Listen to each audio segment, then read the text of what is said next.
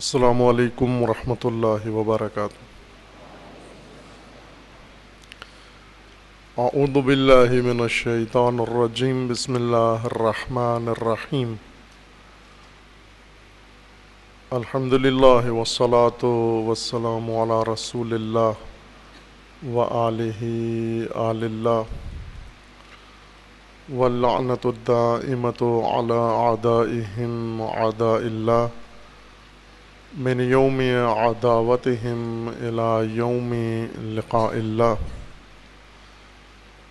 عباد اللہ، اوصیکم ونفسی بتقوی اللہ، اتقوا اللہ فإن خیر الزاد التقوی۔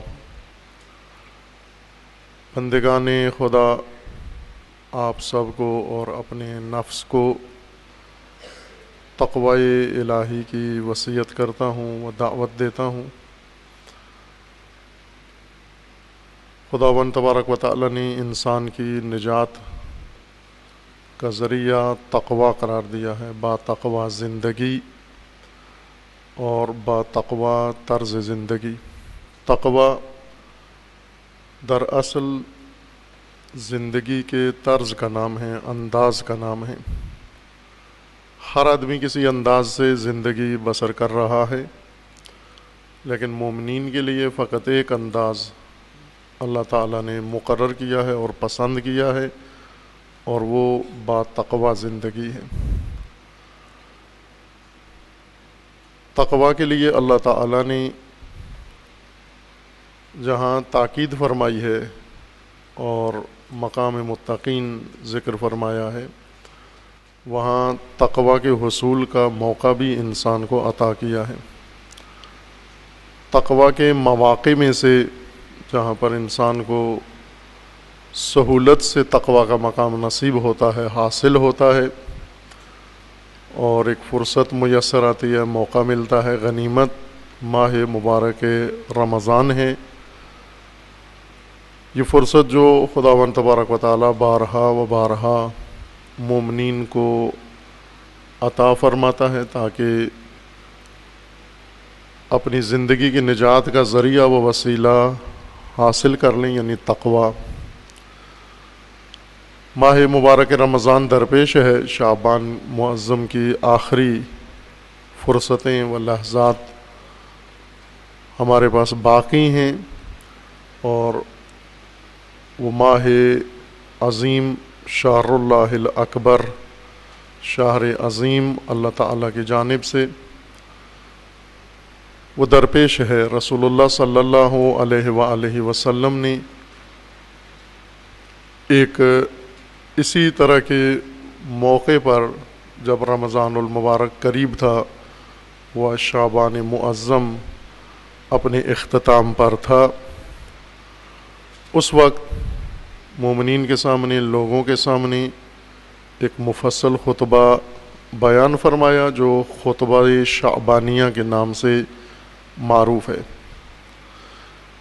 اس خطبہ میں رسول اللہ صلی اللہ علیہ وآلہ وسلم نے مومنین کو متوجہ کیا، ایھا الناس قد اقبل الیکم شہر اللہ الاکبر، اے لوگو، تمہاری جانب خدا کا مہینہ آ رہا ہے، اس نے تمہارا رخ کیا ہے، اپنی تمام تر نعمتوں، رحمتوں اور مغفرتوں اور برکات کے ساتھ دامن بھرا ہوا آپ کی جانب آ رہا ہے، اور آپ تیار ہو جاؤ اس ماہ کی برکات سے استفادے کے لیے۔ قرآن کریم میں خداوند تبارک و تعالی نے ماہ مبارک رمضان کی خصوصیت ذکر فرمائی ہے اور تعارف بھی کروایا ہے۔ شہر رمضان الذی انزل فیہ القرآن، ماہ رمضان وہ ماہ ہے جس میں قرآن نازل ہوا ہے۔ ھدی للناس وبینات من الھدی والفرقان، قرآن کی خصوصیت یہ ہے کہ یہ ہدایت ہے، وبینات ہیں، واضح آیات و نشانیاں ہیں اللہ تعالیٰ کی جانب سے مومنین کی ہدایت کے لیے۔ ماہ مبارک رمضان اس کے آداب میں سے ایک روزہ ہے۔ ماہ مبارک رمضان کا تعارف قرآن کریم کے نام سے کروایا گیا ہے۔ شہر رمضان الذی انزل فیہ القرآن، قرآن کا مہینہ ہے۔ روزہ رکھنا اس کے ادب ہے، واجب ادب ہے۔ وہ ہر بالغ انسان پر، مکلف پر لازم و واجب ہے وہ پہلی رمضان سے روزہ رکھے آخر رمضان تک۔ روزے کے مفصل احکام ہیں جو ہر فرد مومن کو معلوم ہونا چاہیے۔ روزہ رکھنا واجب ہے، بعض متوجہ نہیں ہیں، انہیں تبلیغ نہیں کی گئی، گویا بعض علاقوں میں ایسے لگتا ہے کہ سرے سے شریعت کی تبلیغ نہیں کی گئی، نہ مجالس کے اندر اور نہ محرم کے اندر، نہ رمضان کے اندر اور نہ دیگر مواقع پر۔ اور رمضان میں لوگوں کی حالت اس طرح سے ہوتی ہے کہ گویا انہیں آگاہی ہی نہیں ہے، علم نہیں ہے کتنا عظیم مہینہ ان کے پاس آیا ہے، اور وہ اسے لہو میں و لعب میں گزار دیتے ہیں۔ وخصوصاً آج کل میڈیا اور مختلف چینلز انہوں نے ماہ مبارک رمضان کو مزید تمسخر بنا دیا ہے۔ بعض نام نہاد آرٹسٹ وہ آ کر رمضان میں اداکاراؤں کو، کھلاڑیوں کو اور نہ جانے کون کون سے فاسق و فاجر انسانوں کو لا کر ماہ مبارک رمضان میں اور عوام پسند مناظر بنا کر لوگوں کو مشغول رکھتے ہیں۔ یہ خود ایک آفت ہے ماہ مبارک رمضان کی۔ ٹی وی چینلز پر مختلف رمضان شو، ان کے اندر خواتین اور مرد اور اس کے اندر ہونے والی غیر سنجیدہ گفتگو اور حرکات جو روح رمضان سے اجنبی ہیں، وہ دور ہیں، وہ لا تعلق ہیں۔ نہ تقدس رمضان اجازت دیتا ہے کہ یہ کام کیے جائیں اور نہ دیکھے جائیں، نہ ان کو وقت دیا جائے۔ ماہ مبارک رمضان میں روزہ واجب ہے ہر بالغ انسان پر۔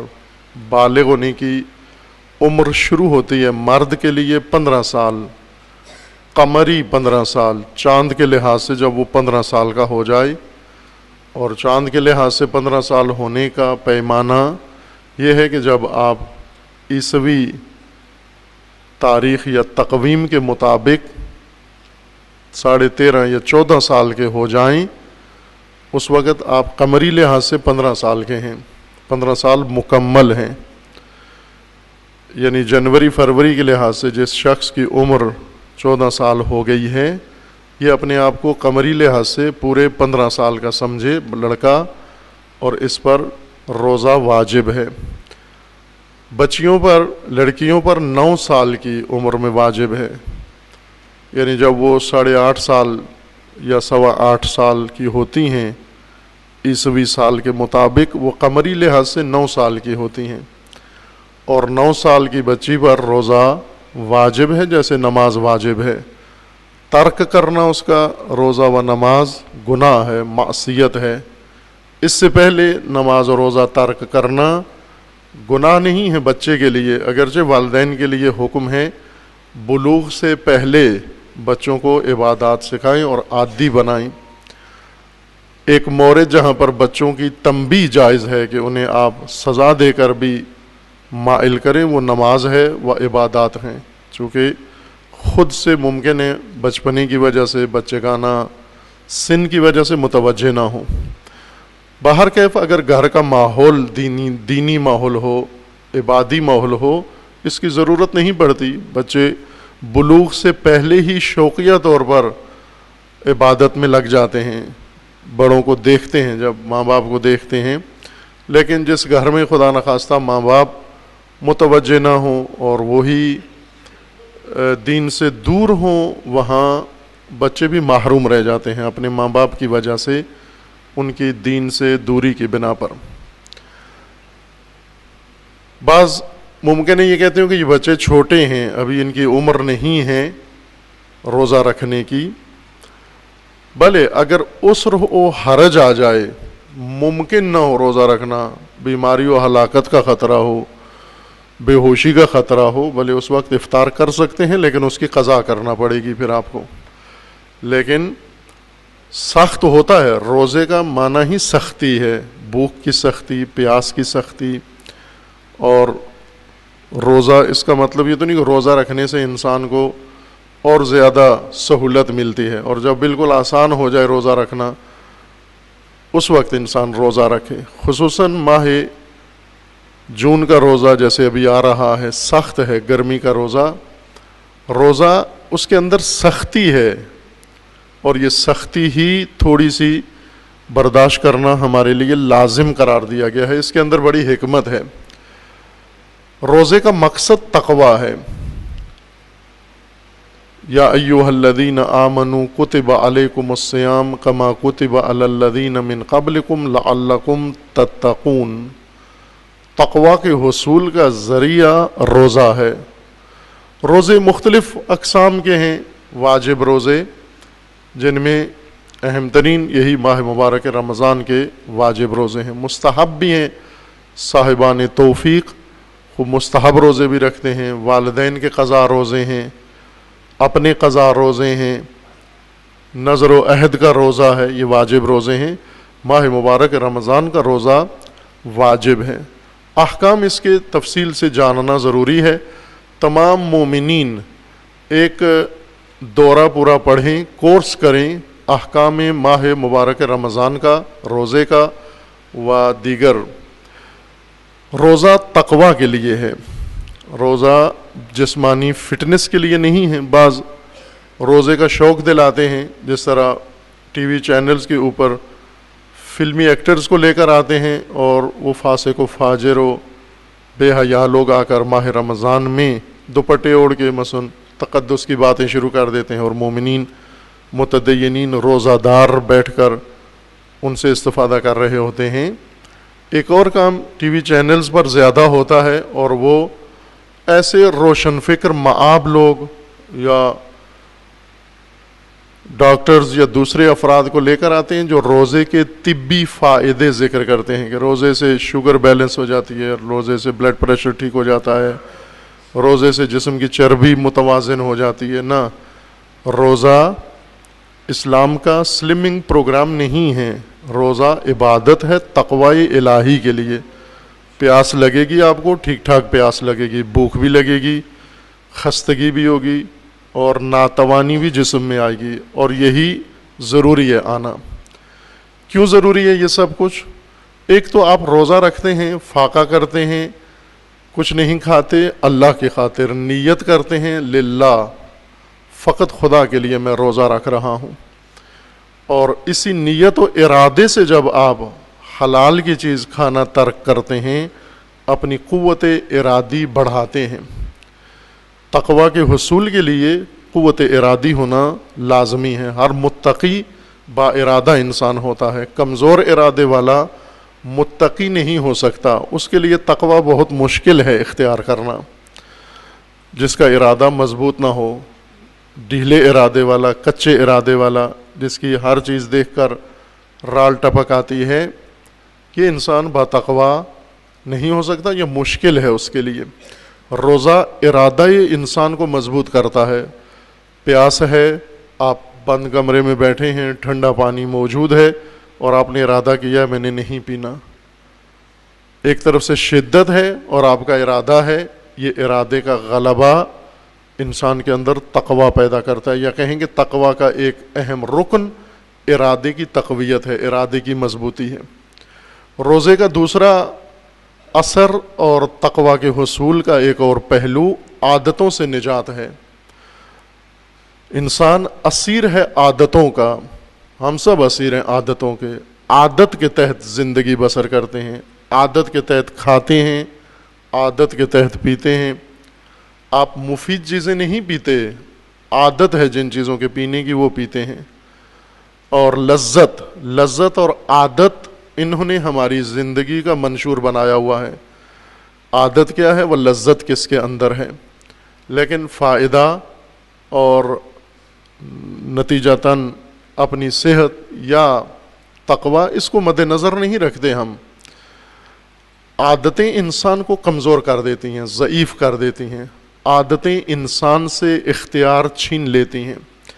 اللہ نے ہمیں با اختیار بنایا ہے، اختیار دیا ہے کہ یہ کام آپ مرضی ہے کرو، مرضی ہے نہ کرو، لیکن جب عادت بن جاتی ہے پھر مرضی ختم ہو جاتی ہے، اختیار چھن جاتا ہے۔ جیسے جو نشئی ہیں، تمباکو نوشی کی عادت ہے، سگریٹ تمباکو کی اور نسوار کی ان کو عادت ہے، یا پان وغیرہ کی، خوب یہ مجبور ہیں، ان کا اختیار ان کے ہاتھ سے چھن گیا ہے، یہ نہیں مرضی کے مالک۔ مرضی ہے سگریٹ پئیں، مرضی ہے نہ پئیں، نہ، انہیں حتماً پینا ہے، مجبور ہیں، اختیار سگریٹ نے چھین لیا ان سے، عادت نے چھین لیا ہے۔ اور اختیار و ارادہ جب انسان سے چھن جائے پھر تقوی حاصل نہیں ہوتا۔ عادت کے اسیر انسان ہمیشہ شیطان کا آسان شکار ہے، چونکہ شیطان عادتوں سے پکڑتا ہے انسان کو۔ جتنا کسی کے اندر عادتیں راسخ ہیں، گہری ہیں، پکی ہیں، یہ شیطان کا بہت آسان ہدف ہے۔ لیکن اگر عادتیں مغلوب ہیں، آپ کا غلبہ ہے عادت کے اوپر، نہ کہ عادت کا غلبہ ہے آپ پر، آپ کا غلبہ عادت کے اوپر ہے، پھر شیطان آپ کا کچھ نہیں بگاڑ سکتا، چونکہ خواہشات و عادات پر آپ کا کنٹرول ہے۔ آپ جو مرضی ہے کھا سکتے ہیں، جو اختیار ہو کر سکتے ہیں، جب چھوڑنا چاہیں چھوڑ سکتے ہیں، بس اس کا مطلب ہے آپ اپنی عادتوں پر غالب ہیں، آپ مضبوط ہیں و قوی ہیں۔ ماہ مبارک رمضان میں انسان کو یہ سہولت ملتی ہے کہ عادتوں پہ غلبہ پا لیتا ہے۔ اگر روزہ رکھے، تمباکو نوشی کا عادی ہو، وہ دن بھر 14-16 گھنٹے وہ اس عادت سے دور رہتا ہے، اور اتنے گھنٹے جو دن میں عادت ترک کرے وہ ہمیشہ کے لیے ترک کر سکتا ہے۔ اسی طرح دوسری عادتیں، کھانے پینے کی عادتیں، جس طرح ہم ٹائم جب ہوتا ہے گھڑی دیکھ کے کھانا شروع کر دیتے ہیں، پیٹ کو نہیں دیکھتے کہ اس میں جگہ بھی ہے یا نہیں، یا بھوک بھی لگی ہے یا نہیں، چونکہ کھانے مختلف ہیں، کچھ زود ہضم ہیں اور کچھ دیر ہضم ہیں۔ مثلا کچھ کھانے ہیں جو آپ نے رات کو کھانا کھایا، اب صبح اٹھے وہ کھانا ہضم نہیں ہوا، پیٹ میں پڑا ہوا ہے۔ ہلکی غذا رات کو کھائیں، صبح جب اٹھتے ہیں پیٹ خالی ہوتا ہے، لیکن ثقیل غذا، سنگین غذا رات کو کھائیں، صبح اٹھیں گے آپ کا پیٹ بھرا ہوا ہے، ابھی غذا ہضم نہیں ہوئی، لیکن ہماری عادت ہے ناشتہ کھانا۔ اسی طرح صبح ناشتے میں اگر کوئی ثقیل چیز کھا لی، بھاری چیز کھا لی، وہ دوپہر کو ہضم نہیں ہوئی، لیکن ہماری عادت ہے دوپہر کو کھانا۔ اسی طرح دوپہر کو اگر آپ نے ثقیل وزنی چیز، سنگین چیز کھا لی، شام تک ہضم نہیں ہوئی، نہ ہو ہضم، عادت کے تحت کھاتا ہے انسان، عادت کے تحت کھاتے ہیں ہم، ضرورت کے تحت نہیں کھاتے۔ روزہ ان عادتوں سے انسان کو بچا لیتا ہے۔ روزے کے اندر ایک اور خصوصیت یہ ہے جو رسول اللہ صلی اللہ علیہ وآلہ وسلم نے بیان فرمائی ہے کہ روزہ انسان کو حلال سے دور رکھتا ہے کچھ دیر کے لیے، حلال پانی، حلال کھانا، حلال ضرورتیں۔ اور جو انسان ریہرسل کرتا ہے، اس کی ضرورت بھی ہے، تھکا ہوا بھی ہے، پیاسا بھی ہے، خستہ بھی ہے، اور سامنے اپنا حق حلال کا مال ہے، کھا بھی سکتا ہے، کوئی روک بھی نہیں سکتا، پھر بھی اجتناب کرتا ہے، یہ انسان انشورڈ ہو جاتا ہے، اس کی ضمانت ہو جاتی ہے، یہ کبھی بھی حرام کے قریب نہیں جائے گا، چونکہ جو اپنے ارادے سے حلال نہیں اٹھا رہا، اگر اس کے سامنے بھوک لگی ہوئی ہے، کھانا حلال کا اپنا پڑا ہوا ہے اور وہ نہیں کھا رہا، اس وقت آ کر اگر اسے کوئی کہے، پیشکش کرے وہ یہ حرام کا کھانا کھا لو، تو وہ نہیں کھائے گا۔ کیوں؟ کہ اس نے حلال سے دوری اختیار کی ہوئی ہے۔ اس سے انسان کے اندر تقوی پیدا ہوتا ہے۔ عزیزان، ماہ مبارک رمضان ہے، رسول اللہ فرماتے ہیں اقبل الیکم شہر اللہ الاکبر، ماہ خدا تمہاری طرف آ رہا ہے، سید الشہور ہے، تمام مہینوں کا سردار مہینہ آ رہا ہے۔ روزے کی ایک اور خصوصیت یہ ذکر فرمائی گئی ہے کہ آپ بھوک اور پیاس کاٹیں تاکہ آپ کو یہ اندازہ ہو کہ میں چند گھنٹے 10 گھنٹے 12 گھنٹے 14 گھنٹے بھوکا ہوں، اور کچھ لوگ ایسے ہیں جو 12 مہینے بھوکے ہیں، کچھ لوگ ایسے ہیں جو عمر بھر بھوکے ہیں ایسے لوگ ابھی بھی موجود ہیں جن کو نہ کھانا میسر ہے، نہ پینا میسر ہے، نہ پہننا میسر ہے، نہ گھر ہے ان کے پاس، اور نہ ضروریات زندگی ہیں۔ عادتیں اور سہولتیں اور لذتیں انسان کے اندر بہت خطرناک عمل کرتی ہیں، ایسا عمل جو آج کل آپ انجام دے رہے ہوتے ہیں۔ مثلا آپ کے گھر میں اگر حشرات آ جائیں، مچھر آ جائیں، کھٹمل آ جائیں، مکھیاں آ جائیں، بعض لوگ بازار سے جا کر سپرے خریدتے ہیں، مسموم زہریلی گیس، اور اسے آ کر چھڑکتے ہیں کمرے کے اندر، اور اس سے ساری مکھیاں مچھر مر جاتے ہیں۔ یہ حشرہ کش ادویات ہیں، حشرہ کش سپرے ہیں۔ آپ تجربہ بھی کر رہے ہیں اپنے گھروں میں، امن سے اسی طرح سوتے ہیں جب آپ حشرہ کش ادویات کا استعمال کریں۔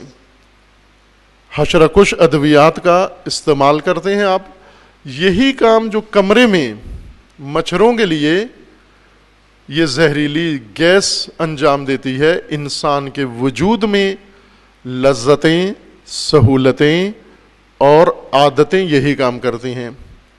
یہ بھی کشندہ ہیں، قاتل ہیں، انسان کے اندر سپرے کرتی ہیں یہ چیزیں۔ عادت آپ کے اندر مسلسل صبح و شام کسی شے کو قتل کر رہی ہے عادت، اور اسی طرح لذت، ہر لذت انسان کے اندر ایک چیز کو قتل کر دیتی ہے، اندر انسان کے وجود کے اندر۔ کون سی چیز؟ احساس اور حس۔ مثلا احساس ہمدردی، حس ہمدردی، یہ ایک حس ہے فطرت کی، انسان کے اندر اللہ نے رکھی ہے، لیکن لذت پرست دوسروں کے بارے میں اس احساس سے محروم ہو جاتا ہے، اس کو دوسروں سے ہمدردی نہیں رہتی، ضرورت مندوں سے، فقیروں سے، محتاجوں سے، اپاہجوں سے اس کو کوئی ہمدردی نہیں ہوتی۔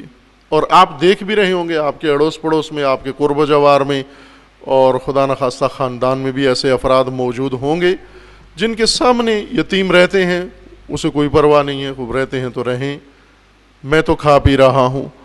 اگر اس کے گھر کے اڑوس پڑوس میں غریب فقیر رہتے ہیں جنہیں ایک ٹائم کا کھانا بھی میسر نہیں، اس کے ہاں ہر چیز بنتی ہے، لذیذ کھانے بنتے ہیں صبح و شام، اور بچ جاتے ہیں، خراب ہو جاتے ہیں، یہ انہیں ڈھیر پہ پھینک آتے ہیں۔ اور کتنے غریب فقیر لوگ ہیں جو ڈھیر سے اپنی غذا تلاش کرتے ہیں، بچا کھچا ہوا کھاتے ہیں، لیکن اس انسان کے اندر احساس مر گیا ہے۔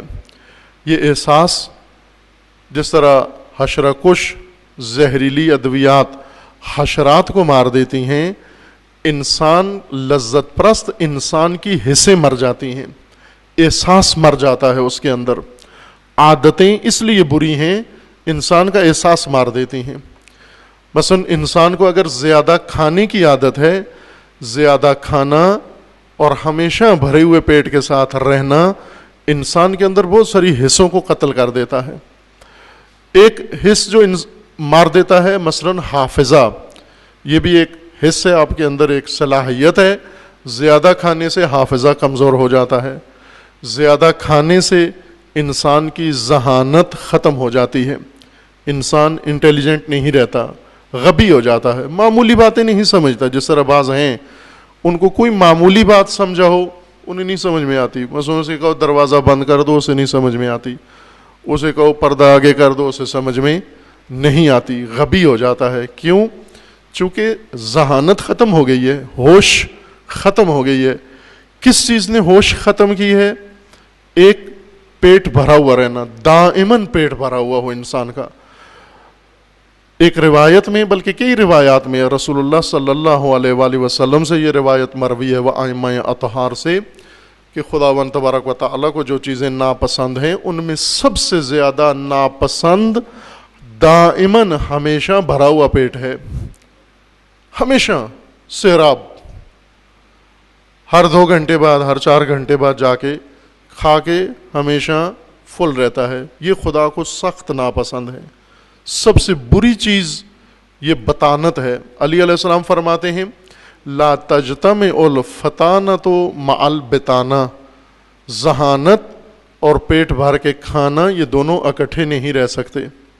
انسان یا شکم پر ہوگا، پیٹو ہوگا، یا پھر ذہین ہوگا، دونوں نہیں ہو سکتے کہ پیٹو خان بھی ہو اور ذہین بھی ہو، یہ کھاتا بھی بھینس جتنا ہو اور پھر ذہین بھی آئنسٹائن جتنا ہو، یہ نہیں ہو سکتا، ممکن نہیں ہے۔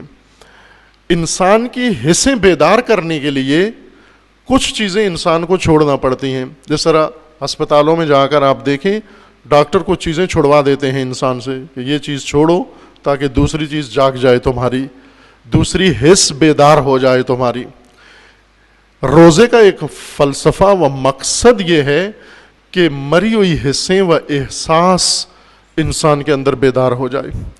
اور آج اگر ہم غور کریں تو پوری انسانیت اور بالخصوص ایمانی و اسلامی معاشرہ و لوگ و امت اس درد میں مبتلا ہیں، مردہ حص ہیں، مردہ ہیں، احساس مرا ہوا ہے۔ جہاں پر ان کی حص بیدار ہونی چاہیے، ہوشیار ہونا چاہیے، وہاں پر ہوشیار و بیدار نہیں ہے۔ یہ حص کیسے بیدار ہوگی؟ یہ حص بیدار ہوتی ہے، ایک عمل روزہ رکھیں، آپ تھوڑا سا سختی میں رہیں، مری ہوئی حصیں انسان کے اندر بیدار ہو جاتی ہیں۔ اس طرح سے اور فراوان روزے کی حکمتیں ہیں جو رسول اللہ صلی اللہ علیہ وآلہ وسلم نے بیان فرمائی ہیں، کہ جن میں قرآن کریم نے ان سب کا خلاصہ کیا ہے، اور وہ یہ کہ روزے کا مقصد تقویٰ ہے۔ یا ایھا الذین آمنوا کتب علیکم الصیام کما کتب علی الذین من قبلکم لعلکم تتقون، اے مومنو تمہارے اوپر روزہ لازم و واجب ہے جس طرح تم سے پہلے اقوام پر لازم و واجب تھا۔ کس لیے تھا؟ ان پر اور تم پر، تاکہ تم با تقویٰ بن سکو۔ روزہ تقویٰ کے لیے ہے۔ عزیزان، روزہ سے تقویٰ کا اعلیٰ ترین درجہ انسان کے اندر پیدا ہوتا ہے۔ اتنا باقی اعمال سے تقویٰ اعلیٰ درجے کا پیدا نہیں ہوتا جتنا روزے سے پیدا ہوتا ہے۔ روزہ حضرت سیدہ زہرا سلام اللہ تعالی علیہا سے ایک روایت منقول ہے جس میں بی بی دو عالم فرماتی ہیں کہ روزہ صرف پیٹ کا اور منہ کا نہیں ہے، بلکہ روزہ پورے وجود کا روزہ ہے، پورے وجود کا روزہ ہے۔ صرف کھانا پینا چھوڑ دینا لیکن باقی سب کچھ انجام دینا یہ روزہ نہیں ہے۔ جناب سیدہ فرماتی ہیں یہ نہیں ہے روزہ۔ آپ کو منہ کا بھی روزہ رکھنا ہے، زبان کا بھی روزہ رکھنا ہے، یعنی جس طرح منہ میں کھانا نہ جائے، زبان سے لا یعنی و بیہودہ بات ادا نہ ہو۔ اگر زبان کنٹرول میں نہیں ہے روزہ نہیں ہے، یعنی اعلیٰ درجے کا روزہ نہیں ہے۔ امیر المومنین فرماتے ہیں بعض روزہ رکھتے ہیں، وہ روزہ نہیں لکھا جاتا بلکہ فاقہ لکھا جاتا ہے، فاسٹنگ اس کو لکھا جاتا ہے، یعنی بھوک، فاقہ۔ روزہ عبادت ہے، فاقہ ایک ایسے ریاضت ہے، فاقہ کرنا ایک طبابت ہے یا ریاضت ہے، لیکن روزہ عبادت ہے، قربتاً اللہ ہے۔ روزے کا اثر تقویٰ ہے، لیکن جب جامع ہو روزہ، زبان کا روزہ ہو، نگاہ کا روزہ، آنکھوں کا روزہ، بصارت کا روزہ ہو انسان کا، کہ روزے کی حالت میں انسان کسی نامحرم کو نہ دیکھے، ناروا منظر نہ دیکھے۔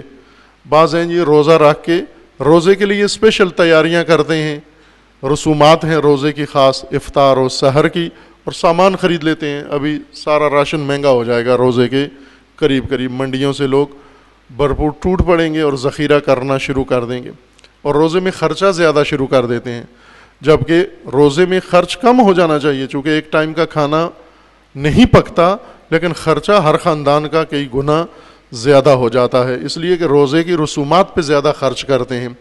افطار پر خرچ ہوتا ہے اور سحر بھی اسی طرح زیادہ خرچ کے ساتھ ہے، کہ یہ نہیں ہے حکمت روزہ، یہ نہیں تھا جو رسوماتی طور پر بنا دیا گیا ہے۔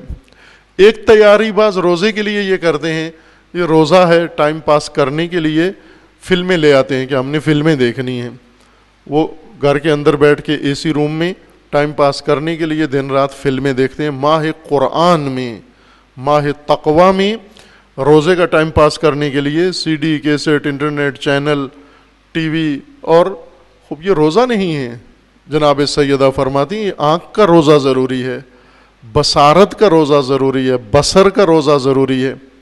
اسی طرح سماعت کا روزہ ضروری ہے، کان کا روزہ ضروری ہے. جس طرح زبان سے ناروا بات نہ نکلے، کان میں ناروا بات نہ جائے، غیبت نہ سنے انسان، تہمت نہ سنے انسان، لغو اور بیہودہ بات نہ کرے اور نہ سنے انسان. کان کا بھی روزہ چاہیے. روابط ماہ مبارک رمضان کے اندر خوب یہ بھی روزہ ہونا چاہیے. انسان جو روابط عام دنوں میں جائز و ناجائز انسان نے قائم کیے ہوئے ہیں، روزے کی حالت میں یہ روابط نہ ہو. بی بی فرماتی ہیں کہ خیال و فکر کا بھی روزہ ضروری ہے، چونکہ سب سے زیادہ گندگی انسان کے خیال میں ہوتی ہے. گندہ ترین انسان بھی دنیا کا آپ ڈھونڈیں جس کے کپڑے میلے، بدبودار، جسم میلا بدبودار ہو، نہایا نہ ہو اور اس نے اپنے جسم کو صاف نہ کیا ہو، کبھی اس نے مسواک زندگی بھر نہ کیا ہو. ہم اسے دور سے دیکھتے ہیں تو ہمیں گھن محسوس ہوتی ہے اور کراہت محسوس ہوتی ہے. ایسے ہی ہونا چاہیے چونکہ گندا ہے. لیکن اس سے زیادہ گندا وہ انسان ہے جس کے تخیل و خیالات میں گندگی ہے. سب سے گندا وہ انسان ہے جس کے کپڑے میلے ہیں، جس کا جسم میلا ہے، جس کا ماحول میلا ہے، وہ گندا نہیں ہے. سب سے گندا جس کی کھوپڑی گندی ہے، جس کے تخیلات گندے ہیں، جس کے خیالات گندے ہیں. اور خیالات ایک ایسا تالاب ہے، گندگی کا گٹر ہے کہ ہر چیز اس کے اندر آ کر گرتی ہے. ہر چیز انسان کے خیال میں آ کر ڈھیر بن جاتا ہے، گندگی کا ڈھیر ہوتا ہے. خوب روزہ پاک کرتا ہے، انسان کے خیال کو بھی پاک کرتا ہے. تطہیر خیال و تطہیر فکر کا نام روزہ ہے. روزے کی بہت گہری حقیقت ہے. خوب یہ ایک ادب ہے ماہ مبارک رمضان میں، لیکن ماہ رمضان روزے کا مہینہ نہیں ہے، قرآن کا مہینہ ہے. ہم اسے روزوں کا مہینہ سمجھتے ہیں، قرآن اسے قرآن کا مہینہ سمجھتا ہے. بھلے رمضان میں روزہ واجب ہے، لیکن اگر تعارف پوچھا جائے رمضان کیا مہینہ ہے، قرآن کا فرمان ہے شہر رمضان الذی انزل فیہ القرآن. ماہ مبارک رمضان وہ ماہ ہے جس میں قرآن نازل ہوا ہے. قرآن نازل ہونا ایک معنی جو سب کے ذہنوں کے اندر موجود ہے، یعنی رسول اللہ صلی اللہ علیہ وآلہ وسلم کے قلب نورانی پر ماہ مبارک رمضان میں قرآن نازل ہوا ہے. خوب درست بات ہے یہ. لیکن نزول سے مراد کیا ہے؟ اور کیا فقط نزول یہی ہے؟ نزول ہم یہ سمجھتے ہیں کہ قرآن عرش پہ تھا، لوح محفوظ پہ تھا، اور وہاں سے حضرت جبریل کے ذریعے خداوند تعالیٰ نے زمین پر اتارا، رسول اللہ کو پہنچایا. جیسے پیغام پہنچایا جاتا ہے، جیسے آج کل ہمارے ہاں کوریئر سروسز ہیں اور یہ ایک جگہ سے ایک چیز اٹھاتی ہیں دوسری جگہ، ملک کے اندر یا باہر دور دراز علاقوں میں جا کر پہنچا آتے ہیں. ہم سمجھتے ہیں کہ جبریل علیہ السلام نے بھی یہی کام کیا کہ عرش بہت دور ہے آسمانوں کے اوپر، اور وہاں سے زمین کا فاصلہ بہت زیادہ ہے، اور عرش سے جبریل قرآن لے کر روزانہ آتے تھے اور رسول اللہ کے پاس تیز رفتاری کے ساتھ. نہ عزیز من، جس اللہ کا یہ کلام ہے وہ پیغام ہے، وہ اللہ انسان سے دور نہیں ہے، وہ اللہ انسان کے سب سے زیادہ نزدیک ہے. اذا سألک عبادی انی فانی قریب، جب میرا بندہ سوال پوچھے تو بتاؤ کہ میں قریب ہوں. میں قریب ہوں اس بندے کے، دور نہیں ہوں اس سے. بندہ دور ہے، اللہ قریب ہے. کتنا قریب ہے؟ اقرب الیہ من حبل الورید، رگ حیات سے زیادہ انسان کے قریب ہے. بلکہ اللہ تعالیٰ کا فرمانا ہے کہ آپ سرگوشی کرو خدا سن لیتا ہے، آپ سرگوشی بھی نہ کرو، دل میں ٹھان لو خدا سن لیتا ہے. آپ کے تخیل کو خدا جانتا ہے، دور تو یہ نہیں جان سکتا، نزدیک جانتا ہے. خدا کی ذات ہمارے قریب ہے. اور رسول اللہ کے بھی قریب ہے. بس اتنا قریب خدا اپنا پیغام بھیج رہا ہے، نہ کہ دور ہے بہت، جغرافیائی فاصلہ ہے، آسمان و افلاک بیچ میں حائل ہیں، وہاں سے اور کوئی لائن نہیں ہے یہاں بات پہنچانے کے لیے، اور ایک دور ہستی، ایک دور مخلوق تک اپنا پیغام پہنچا رہی ہے. نہ، بلکہ خالق انسان، مالک انسان، رب انسان، انسان تک اپنا پیغام پہنچا رہا ہے. پھر نزول کی کیوں ضرورت پڑی ہے؟ نازل کیوں کہا گیا؟ اس کو اتارا گیا ہے. اس اتارنے سے مراد جسمانی اتارنا نہیں ہے، چھت سے فرش پر لانا، عرش سے زمین پر لانا نہیں ہے. عرش سے مراد جو ہمارے ذہنوں کا عرش ہے، جسمانی عرش. فلک سے زمین پر لانا نزول نہیں ہے. نزول قرآن کریم کی اصطلاح و زبان میں نزول سے مراد قرآن کو قابل فہم بنانا ہے. چونکہ قرآن ہماری ذہنوں اور ہماری سوچوں سے بلندتر ہے، اعلیٰ ہے، عرفہ ہے. مضمون قرآن کا، معرفت قرآن کی بہت عالی ہے.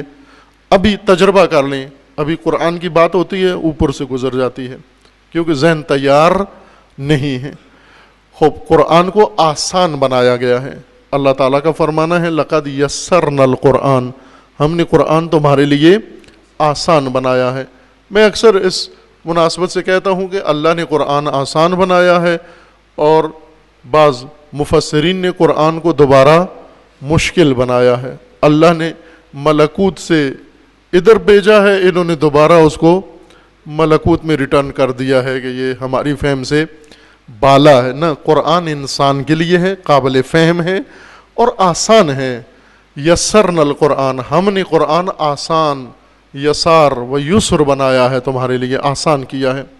اس کو پڑھو، اس سے ہدایت حاصل کرو، یہ تمہاری ہدایت کے لیے ہے یہ قرآن.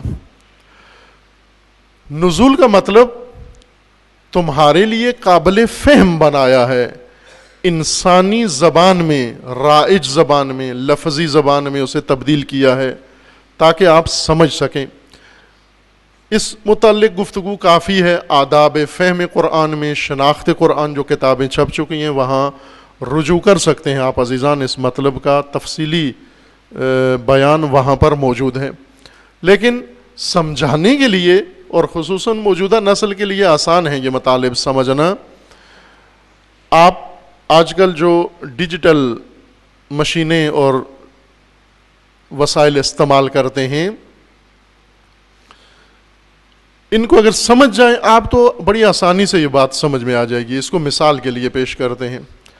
ہمارے ایک مولانا دوست ہیں، وہ یہ کہتے تھے کہ میں بہت حیران ہوتا ہوں فیکس پر، فیکس مشین میں ایک طرف سے کاغذ ڈالتے ہیں اور دوسری طرف سے وہ کاغذ پرنٹ دوسری مشین میں کسی اور ملک میں یا کسی اور شہر میں نکل آتا ہے.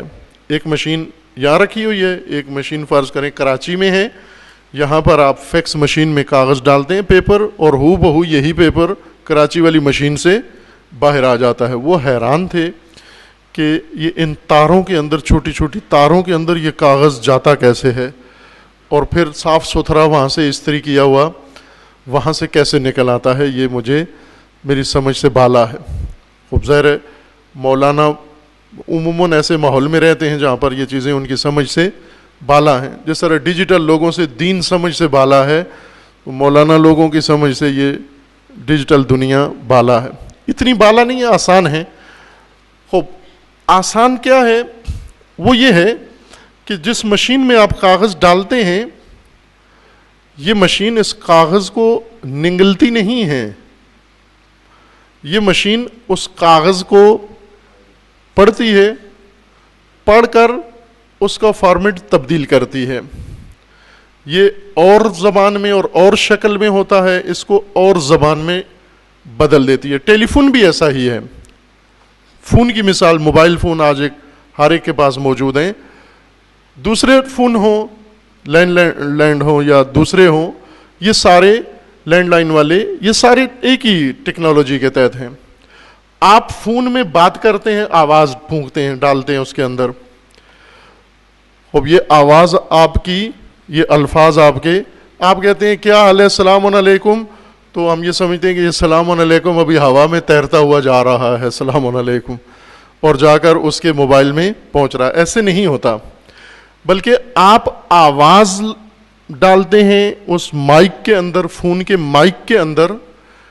اس فون کے اندر ایسی مشینری لگی ہوئی ہے اور پھر سگنل سے جو اپنے مرکز سے وابستہ ہے کنٹرول میں، ان کا کام یہ ہے کہ آپ کی آواز کو اس نے الیکٹرانک ویوز میں بدل دینا ہے. آواز نہیں پہنچاتے وہاں پر، اس کو الیکٹرانک ویوز بنا دیتے ہیں، جو سگنل کے ذریعے یہ الیکٹرانک ویوز منتقل ہوتے ہیں ایک ٹاور سے دوسرے ٹاور تک. وہاں ریسیور ہے، اس کے اندر جا کر یہی الفاظ نہیں جاتے، یہ الیکٹرانک شعائیں جاتی ہیں.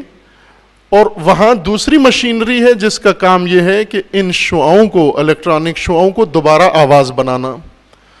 آپ موبائل میں اپنے آواز بولتے ہیں، ہیلو السلام علیکم. موبائل کیا کرتا ہے؟ ہیلو السلام علیکم کو جو آواز ہے، آواز کی لہریں ہیں، ان لہروں کو الیکٹرانک لہروں میں بدل دیتا ہے. پھر یہ الیکٹرانک لہریں سگنل سے جاتی ہیں دور ایک ٹاور سے دوسرے ٹاور پر، اور وہاں سے منتقل ہوتی ہیں آپ کے موبائل پہ جو سن رہے ہیں. اور اس موبائل کے اندر جو مشین ہے وہ دوبارہ اس الیکٹرانک شعاؤں کو، لہروں کو آواز کی لہر میں بدل دیتے اور آپ کے موبائل سے آواز آتی ہے ہیلو السلام علیکم، اسی طرح جس طرح اس نے اس موبائل میں کہا تھا. خوب یہاں جو کام ہوا وہ آواز یا سگنل پہنچانے کے لیے یہ نہیں کہ فاصلہ دور ہے. آپ پڑوس میں بیٹھے ہوئے آدمی کو اگر فون کرے یا میسج کرے تو یہی عمل تکرار ہوتا ہے. اس کی زبان بدلی جاتی ہے، چونکہ جس زبان میں ہم بول رہے ہیں یہ منتقل نہیں ہوتی آگے. منتقل کرنے والی سگنلز اور ہیں اور جو الفاظ ہم سے ادا ہوتے ہیں وہ اور ہیں، جو ہم سنتے ہیں وہ اور ہیں. ٹیکنالوجی نے یہ مدد کی ہے ہماری، یہ معجزہ کیا ہے کہ اس نے ایک ہی سیکنڈ یا سیکنڈ سے کم عرصے میں 2-3 دفعہ اس لہر کو یا اس ویوز کو بدلا ہے. اس نے کبھی اس کو الیکٹرانک بنایا ہے، کبھی اس کو دوسری ویوز میں بدلا ہے، اور اس طرح اس نے آپ کی آواز دوسرے کے کان میں پہنچا دی ہے. اللہ تعالیٰ نے قرآن کریم نازل کیا ہے. قرآن کریم حضرت جبریل کے ذریعے، نہ اس وجہ سے کہ فاصلہ بہت دور تھا، بات نہیں پہنچ رہی تھی، اور رسول اللہ کو عطا فرمایا، قلب رسول اللہ پر عطا فرمایا. کس لیے؟ تاکہ ان 2 ذریعوں سے قرآن کی زبان جو الہی زبان ہے، جو ملکوتی زبان ہے، جو انسان نہیں سمجھ سکتا، لا یمسہ الا المطہرون انہ لقرآن کریم فی کتاب مکنون. یہ قرآن کریم ہے، وہ کتاب مکنون میں ہے. کتاب مکنون لا یمسہ، اس کو کوئی بھی نہیں سمجھ سکتا، کوئی مس نہیں کر سکتا، کوئی چھو نہیں سکتا اس کو، الا المطہرون، مطہرون کے علاوہ. باقی کیا کریں گے؟ وہ باقیوں کے لیے ہم قرآن کو تبدیل کریں گے، فارمیٹ بدلیں گے اس کا، اور الہی زبان کو انسانی زبان بنائیں گے ہم. اس کا مطلب ہوتا ہے نزول. ہم نے قرآن کو نازل کیا ہے، عربی میں نازل کیا ہے، رمضان میں نازل کیا ہے. نزول کے لیے جس طرح مثال دی میں نے کہ ایک موبائل سے دوسرے موبائل تک آواز پہنچنے کے لیے 2 چیزوں کی ضرورت ہے، ایک جہاں سے جائے اور دوسرا جو اس کو دریافت کرے. بعض اوقات ہوتا ہے جہاں آپ کال کر رہے ہیں وہ آف ہے، تو آپ کو بیچ میں سے پیغام آ جاتا ہے کہ متعلقہ نمبر دسترس میں نہیں ہے، آف ہے، نمبر آف ہے، کوئی جواب نہیں آ رہا. ہو بہو قرآن بھی جب نازل ہوتا ہے انسانوں پر ماہ رمضان میں ایسے ہی ہے. قرآن آتا ہے آپ کی طرف، آگے سے مومن سویا ہوا ہے، مومن نے کھایا ہی اتنا ہے کہ حصے کام نہیں کر رہی، نو رسپونڈنگ، کوئی جواب نہیں آ رہا، یعنی وصول نہیں کر رہا، قرآن کی ہدایت کو لے نہیں رہا، دریافت نہیں کر رہا. جبکہ ہم نے قابل فہم بنایا تھا، اس قابل فہم کو بھی نہیں دریافت کر رہا، کیونکہ نفس آمادہ نہیں ہے. کیوں آمادہ نہیں ہے؟ چونکہ قرآن ہدن للمتقین، متقیوں کے لیے ہے، متقیوں کو سمجھ میں آتا ہے قرآن. چونکہ ہم متقین کی ہی آیات کا جائزہ لے رہے تھے، اسی مناسبت سے ایک آیت بھی ساتھ ہی پڑھ دیتے ہیں. کہ یہ مطلب بھی ادا ہو جائے۔ سورہ مبارکہ آل عمران میں متقین کے متعلق ایک اور خصوصیت اللہ تعالیٰ نے یہی بیان کی ہے کہ تقوی وہ خصوصیت ہے جس کے ذریعے انسان قرآن کو اور اللہ کی نصیحت و موعظہ کو سمجھ سکتا ہے۔ یہ سورہ مبارکہ آل عمران میں آیا 137 میں ہے۔ ھذا بیان للناس وہدی وموعظۃ للمتقین۔ اس آیت کے بارے میں ہے کہ یہ ھذا یا پہلی آیات میں جو کچھ کہا گیا ہے وہ ہے، لیکن بعض علماء کے بقول یا علامہ طباطبائی رضوان اللہ تعالیٰ علیہ کے بقول کہ مراد قرآن ہے۔ ھذا یعنی ھذا الکتاب، ھذا القرآن، یہ قرآن اور اس کی آیات اور اس کی ہدایات یہ سب بیان للناس، یہ لوگوں کے لیے بہت کھلا بیان و کھلی زبان ہے۔ واضح چیز کو بیان کہتے ہیں، واضح چیز کو ہم اردو میں بولنے کو کہتے ہیں بیان، کہتے ہیں بیان کرو، بولو یعنی آواز نکالو۔ عربی میں بولنے کو کلام کہتے ہیں، واضح بات کرنے کو بیان کہتے ہیں۔ بعض لوگ بولتے ہیں بات واضح نہیں ہوتی، بعضوں کو اللہ نے اتنی یہ خصوصیت دی ہوئی ہے کہ جتنی بات کریں سمجھا نہیں سکتے کسی کو بھی اور الجھا دیتے ہیں۔ سادہ سی بات ہو اس کو صحیح طریقے سے سمجھا نہیں پاتے، بیان نہیں کر سکتے، بیان نہیں دیا۔ قرآن کریم میں اللہ تعالیٰ نے خلقت انسان کے بعد سورہ رحمان میں فرمایا کہ ہمارا بڑا احسان انسان پر ہے کہ ہم نے اس کو بیان دیا ہے۔ خلق الانسان علمہ البیان، ہم نے انسان کو خلقت دی اور بیان سکھایا، انسان کو بیان دیا۔ نعمت بیان یعنی واضح بات کرنا، ابہام نہ ہو، اجمال نہ ہو، گول مول بات نہ ہو، یہ خصوصیت ہے۔ البتہ ہم پریکٹس کر کے جان بوجھ کے مبہم باتیں کرنے کی عادت ہے، جیسے ڈپلومیٹ ہوتے ہیں، ایسی بات کرو جسے کوئی سمجھ میں نہ آئے کسی کو، توڑ مروڑ کر، تقیتاً توریتاً جو بات کرتے ہیں۔ جیسے عموماً ممبروں پر آ کر اگر کوئی بیان کریں، کم ہی کرتے ہیں دین بیان، لیکن اگر کریں تو گول مول زبان میں بیان کرتے ہیں کہ سننے والے کو سمجھ میں نہ آئے کہ کہا گیا ہے۔ یہ غلط ہے۔ دین بیان ہے، قرآن بیان ہے، یعنی واضح، بالکل واضح ہے۔ قرآن بیان ہے لوگوں کے لیے، وہ ہدن اور ہدایت ہے، وہ موعظۃ اور قرآن موعظہ ہے، واضح ہے، نصیحت ہے، لیکن متقین کے لیے، للمتقین۔ وہ ریسیور جس نے دریافت کرنا ہے یہ سگنل الہی، وہ تقویٰ ہے۔ اگر تقویٰ آپ کے وجود میں، ذہن میں، دل میں ہوا، موعظہ آپ تک پہنچے گا، ورنہ کال نہیں آئے گی، میسج نہیں آ رہا۔ اگر با تقویٰ ہوئے تو ہدایت آپ تک آئے گی، اگر با تقویٰ نہ ہوئے آپ کے وجود کا ریسیور شیطان کے وسوسے، خناس کے وسوسے، شبہ تو لے لیتا ہے، افواہیں لے لیتا ہے، ہدایت نہیں لیتا۔ آپ نے دیکھا ہوگا بعض لوگ وہ شبہ لے لیتے ہیں اور وسوسے لے لیتے ہیں، افواہیں سن لیتے ہیں، باور کر لیتے ہیں، مان لیتے ہیں، دلائل نہیں مانتے۔ آپ دلیل سے بات کریں نہیں مانیں گے، افواہ پھیلائیں مان لیں گے، آپ ایسے کوئی اڑا دیں کوئی بات وہ مان لیں گے، پروپیگنڈا مان لیں گے۔ آپ خود اپنے اندر غور کریں کہ میں اپنی مشین چیک کروں کہ پروپیگنڈے کے سگنل تو آ جاتے ہیں، ریسیو ہو جاتے ہیں، دلائل کے، ہدایت کے، واعظ کے، نصیحت کے، دین کے سگنل یہاں کیوں نہیں آتے؟ یا مثلا مجلس ہو رہی ہے، اگر ایک شخص ہے وہ ہمیں جوک سنا رہا ہے، مجلس میں کوئی کمیڈی مجلس سنا رہا ہے، ہمیں ہنسی مذاق سنا رہا ہے، وہ بڑی دلچسپی سے سنتے ہیں چونکہ ریسیو ہو رہے ہیں ساری چیزیں ہمارے اندر۔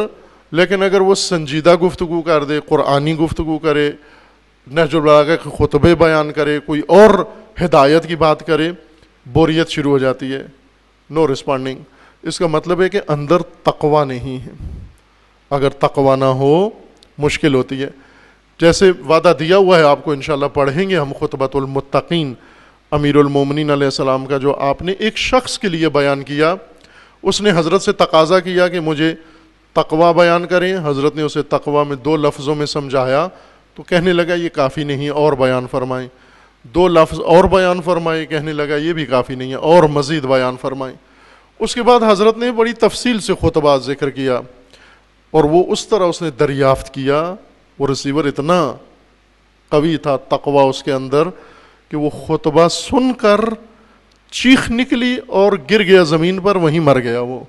اور امیر المومنین نے فرمایا کہ اس طرح واعظ با تقوی نفس پر اثر کرتا ہے، ہمارے وجود پر اثر نہیں کرتا، چونکہ تقوی نہیں ہے۔ موعظہ، ہدایت و واعظ تقوی سے انسان کو نصیب ہوتا ہے۔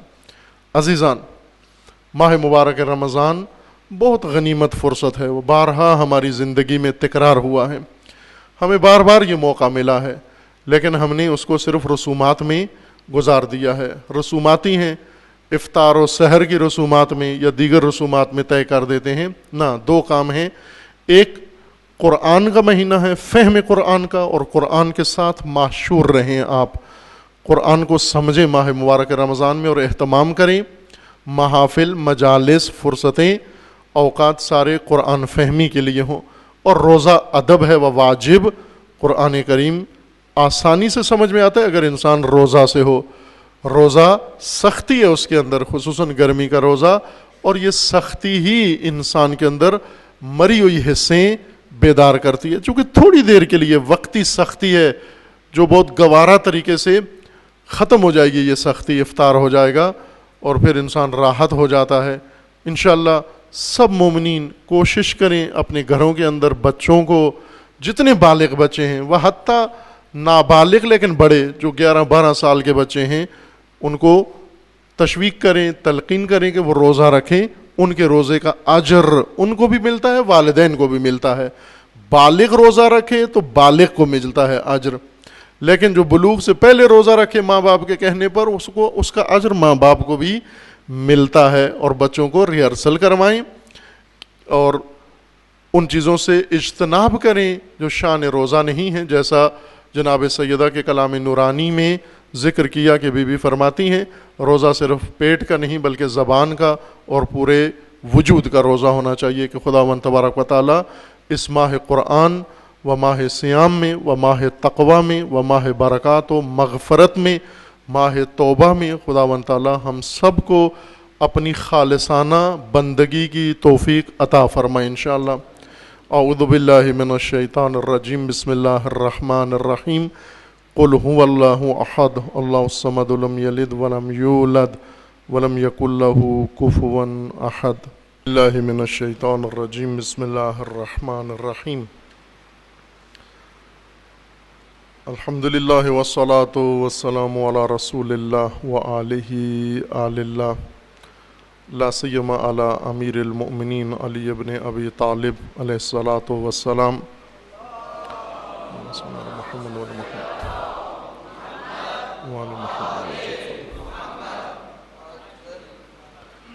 و فاطمۃ الزہرا سلام اللہ تعالی علیہا،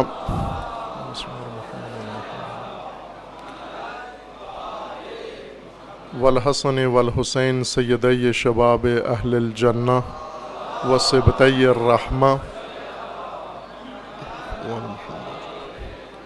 وعلی ابن الحسین علیہ الصلاۃ والسلام، صلی اللہ علیہ وسلم، ومحمد ابن علی علیہ السلام،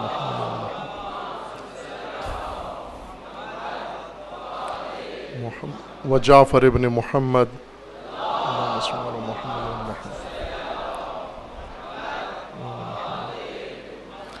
وموسیٰ ابن جعفر علیہ الصلاۃ والسلام،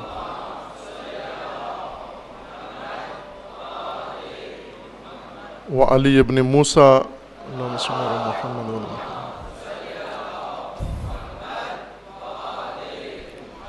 ومحمد ابن علی، اللہم صل علی محمد وعلی محمد،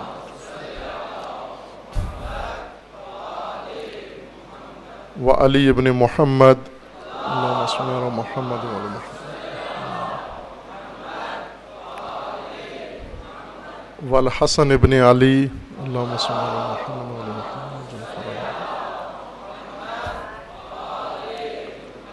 والحجت ابن الحسن القائم المہدی، اللہ صلی اللہ علیہ وسلم، وعلی محمد، حجج اللہ علی عبادہ و امناؤہ فی بلادہ واللعن علی اعدائہم اجمعین من الآن الی قیام یوم الدین۔ عباد اللہ اوصیکم و نفسی بتقوی اللہ اتقوا اللہ فإن خیر الزاد التقوی۔ بندگان خدا، آپ سب کو اور اپنے نفس کو تقوی الہی کی وصیت کرتا ہوں، دعوت دیتا ہوں، تقوی اپنائیں، اور بالخصوص ماہ تقوی و ماہ رستگاری و پرہیزگاری و ماہ نجات، ماہ مغفرت و توبہ و ماہ قرآن درپیش ہے۔ ماہ مبارک رمضان سید الشہور، آمادگی کے ساتھ، تیاری کے ساتھ استقبال کریں اس ماہ عظیم کا، اور اس کے اندر کوشش کریں حق بندگی ادا کریں، وہ حق تقوی ادا کریں۔ اتقوا اللہ حق تقاتے، اللہ کی بارگاہ میں تقوی اختیار کرو جو تقوی اختیار کرنے کا حق ہے، اور حق تقوی فقط اس ماہ تقوی میں ممکن ہے۔ باقی ایام میں بھی ہو سکتا ہے، لیکن بڑا مجاہد اکبر و اعظم چاہیے جو ماہ رمضان سے باہر ہو کر حق تقوی ادا کر سکے۔ حق تقوی آسان ہے ماہ مبارک رمضان میں۔ حوادث جو گزر پیش ہیں اور اہم ہیں ہر ایک، ان کی طرف میں اشارہ کروں گا۔ ایک اہم مطلب جو آغاز میں عرض کر دوں کہ اس وقت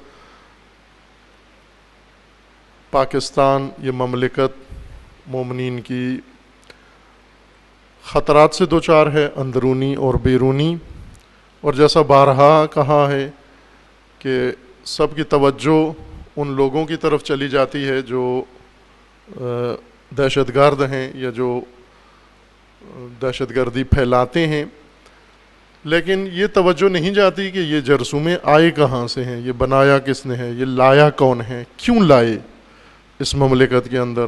یہاں کی مقامی چیز تو نہیں ہے، ذاتی نہیں ہے، یہ لائی گئی ہے کسی ضرورت کے تحت۔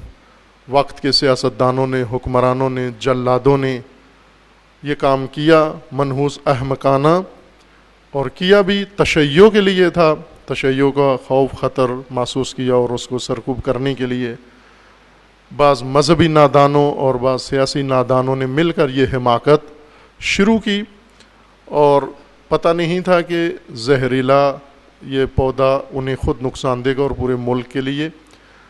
اور آج وہ بڑھ کر اندرونی طور پر اتنا نقصان دہ ہو چکا ہے کہ آپ مشاہدہ کر رہے ہیں کہ ایک طرف ملک کے دونوں کونوں پر دہشت گردی کے خلاف آپریشن جاری ہے، اور ملک کے اندر بھی اسی طرح فوجی آپریشن ہو رہا ہے، چھاپے مارے جا رہے ہیں، دہشت گرد پکڑے جا رہے ہیں، کراچی میں آپریشن جاری ہے، اور ادھر سے وزیرستان پر ایک ملک کا انتہائی کونا، دوسرا اور دوسرا کونا، ان دونوں پر آپریشن جاری ہے، اور اسی طرح ملک کے باقی شہروں کے اندر بھی۔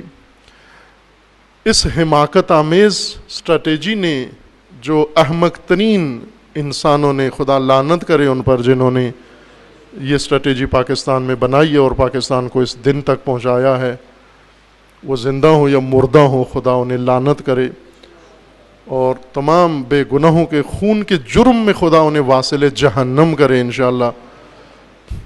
ان کی اس احمقانہ بے وقوفانہ اسٹریٹجی نے ملک کو اتنا کمزور کر دیا ہے، اتنا ذلیل و ناتوان کر دیا ہے کہ اس وقت آپ دیکھیں پڑوسی پاکستان کے ہمسائے انتہائی توہین آمیز زبان میں پاکستان کو خطاب کرتے ہیں۔ چند ماہ پہلے جب یمن پہ اٹیک ہوا تو یو اے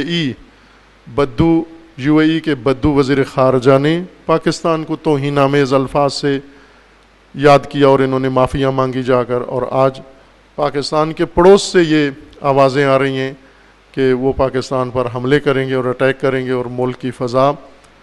خوب ظاہر ہے کہ ملک کو آپ نے خود اس حد تک پہنچایا ہے، اس نقطے پہ پہنچایا ہے کہ پڑوسی بھی طیش میں ہیں اس وقت آپ کے، لیکن خوب یہ وقت ہے ملت کے لیے بھی حکومتوں سیاستدانوں سے ہمیں کوئی توقع و امید نہیں ہے، لیکن ملت سے ہے. ملت سے یہ توقع ہے کہ اس وقت اندرونی خطرات کے ساتھ ساتھ بیرونی خطرات مملکت کے بڑھ گئے ہیں، سنجیدہ خطرات ہیں، اور خصوصاً جو جنون طاری ہے، مثلا صدام میں ایک جنون تھا ہیرو بننے کا، وہ جنون ہمیں اپنے پڑوس میں اس شخص میں بھی نظر آتا ہے جو ابھی اقتدار میں آیا ہے، اور وہ بھی اس کو بھی ہیرو بننے کا شوق ہے کہ بنگلہ دیش جا کر کہا ہے کہ ہم نے پاکستان توڑا ہے، اور برما میں حملہ کر کے کہتے ہیں ہم پاکستان پر بھی حملے کریں گے، اور چائنا میں جا کر تھریٹ کرتا ہے کہ کوئی منصوبہ پاکستان کا کامیاب نہیں ہونے دیں گے، اور انتہائی بے وقوفی کی زبان استعمال ہو رہی ہے. ظاہر ہے یہ سنجیدہ خطرے ہیں. جب ایسے جنونی لوگ، یہ وہ شخص ہے جس نے سابقہ ریاست جس کا وزیر اعلیٰ تھا گجرات کا، اس میں اس شخص نے ہزاروں مسلمان آگ میں جلائے ہیں اپنے جنون کی خاطر، اور ظاہر ہے کہ جو مسلمانوں کے خون سے ہولی کھیل کے اور آگ لگا کے یہاں تک اقتدار تک پہنچا ہے، وہ آگے بھی یہ حرکتیں کرنے کے لیے تیار ہے اور کر سکتا ہے. صدام جیسے جنونی، بش جیسے جنونی ہیں، بسا اوقات اکا دکا ایسے آتے ہیں، بلکہ ایسے رہے ہیں تاریخ کے اندر حکمران جنہوں نے مثلا ایتھن شہر کو آگ لگوائی، پورے شہر کو آگ لگائی کہ جلاؤ. بادشاہ پہاڑی پہ چڑھا کہ دیکھوں کہ آگ میں جب شہر پورا جلتا ہے، اور اس وقت لوگ کیا کرتے ہیں، حاکم محظوظ ہوگا دیکھ کر، تماشا دیکھے گا کہ جب لاکھوں لوگ جلیں گے شہر کے اندر، آہو پکا کریں گے، چیخو غوغا کریں گے، تو بادشاہ دیکھ کر خوش ہوگا، منظر دیکھنا چاہتا ہے.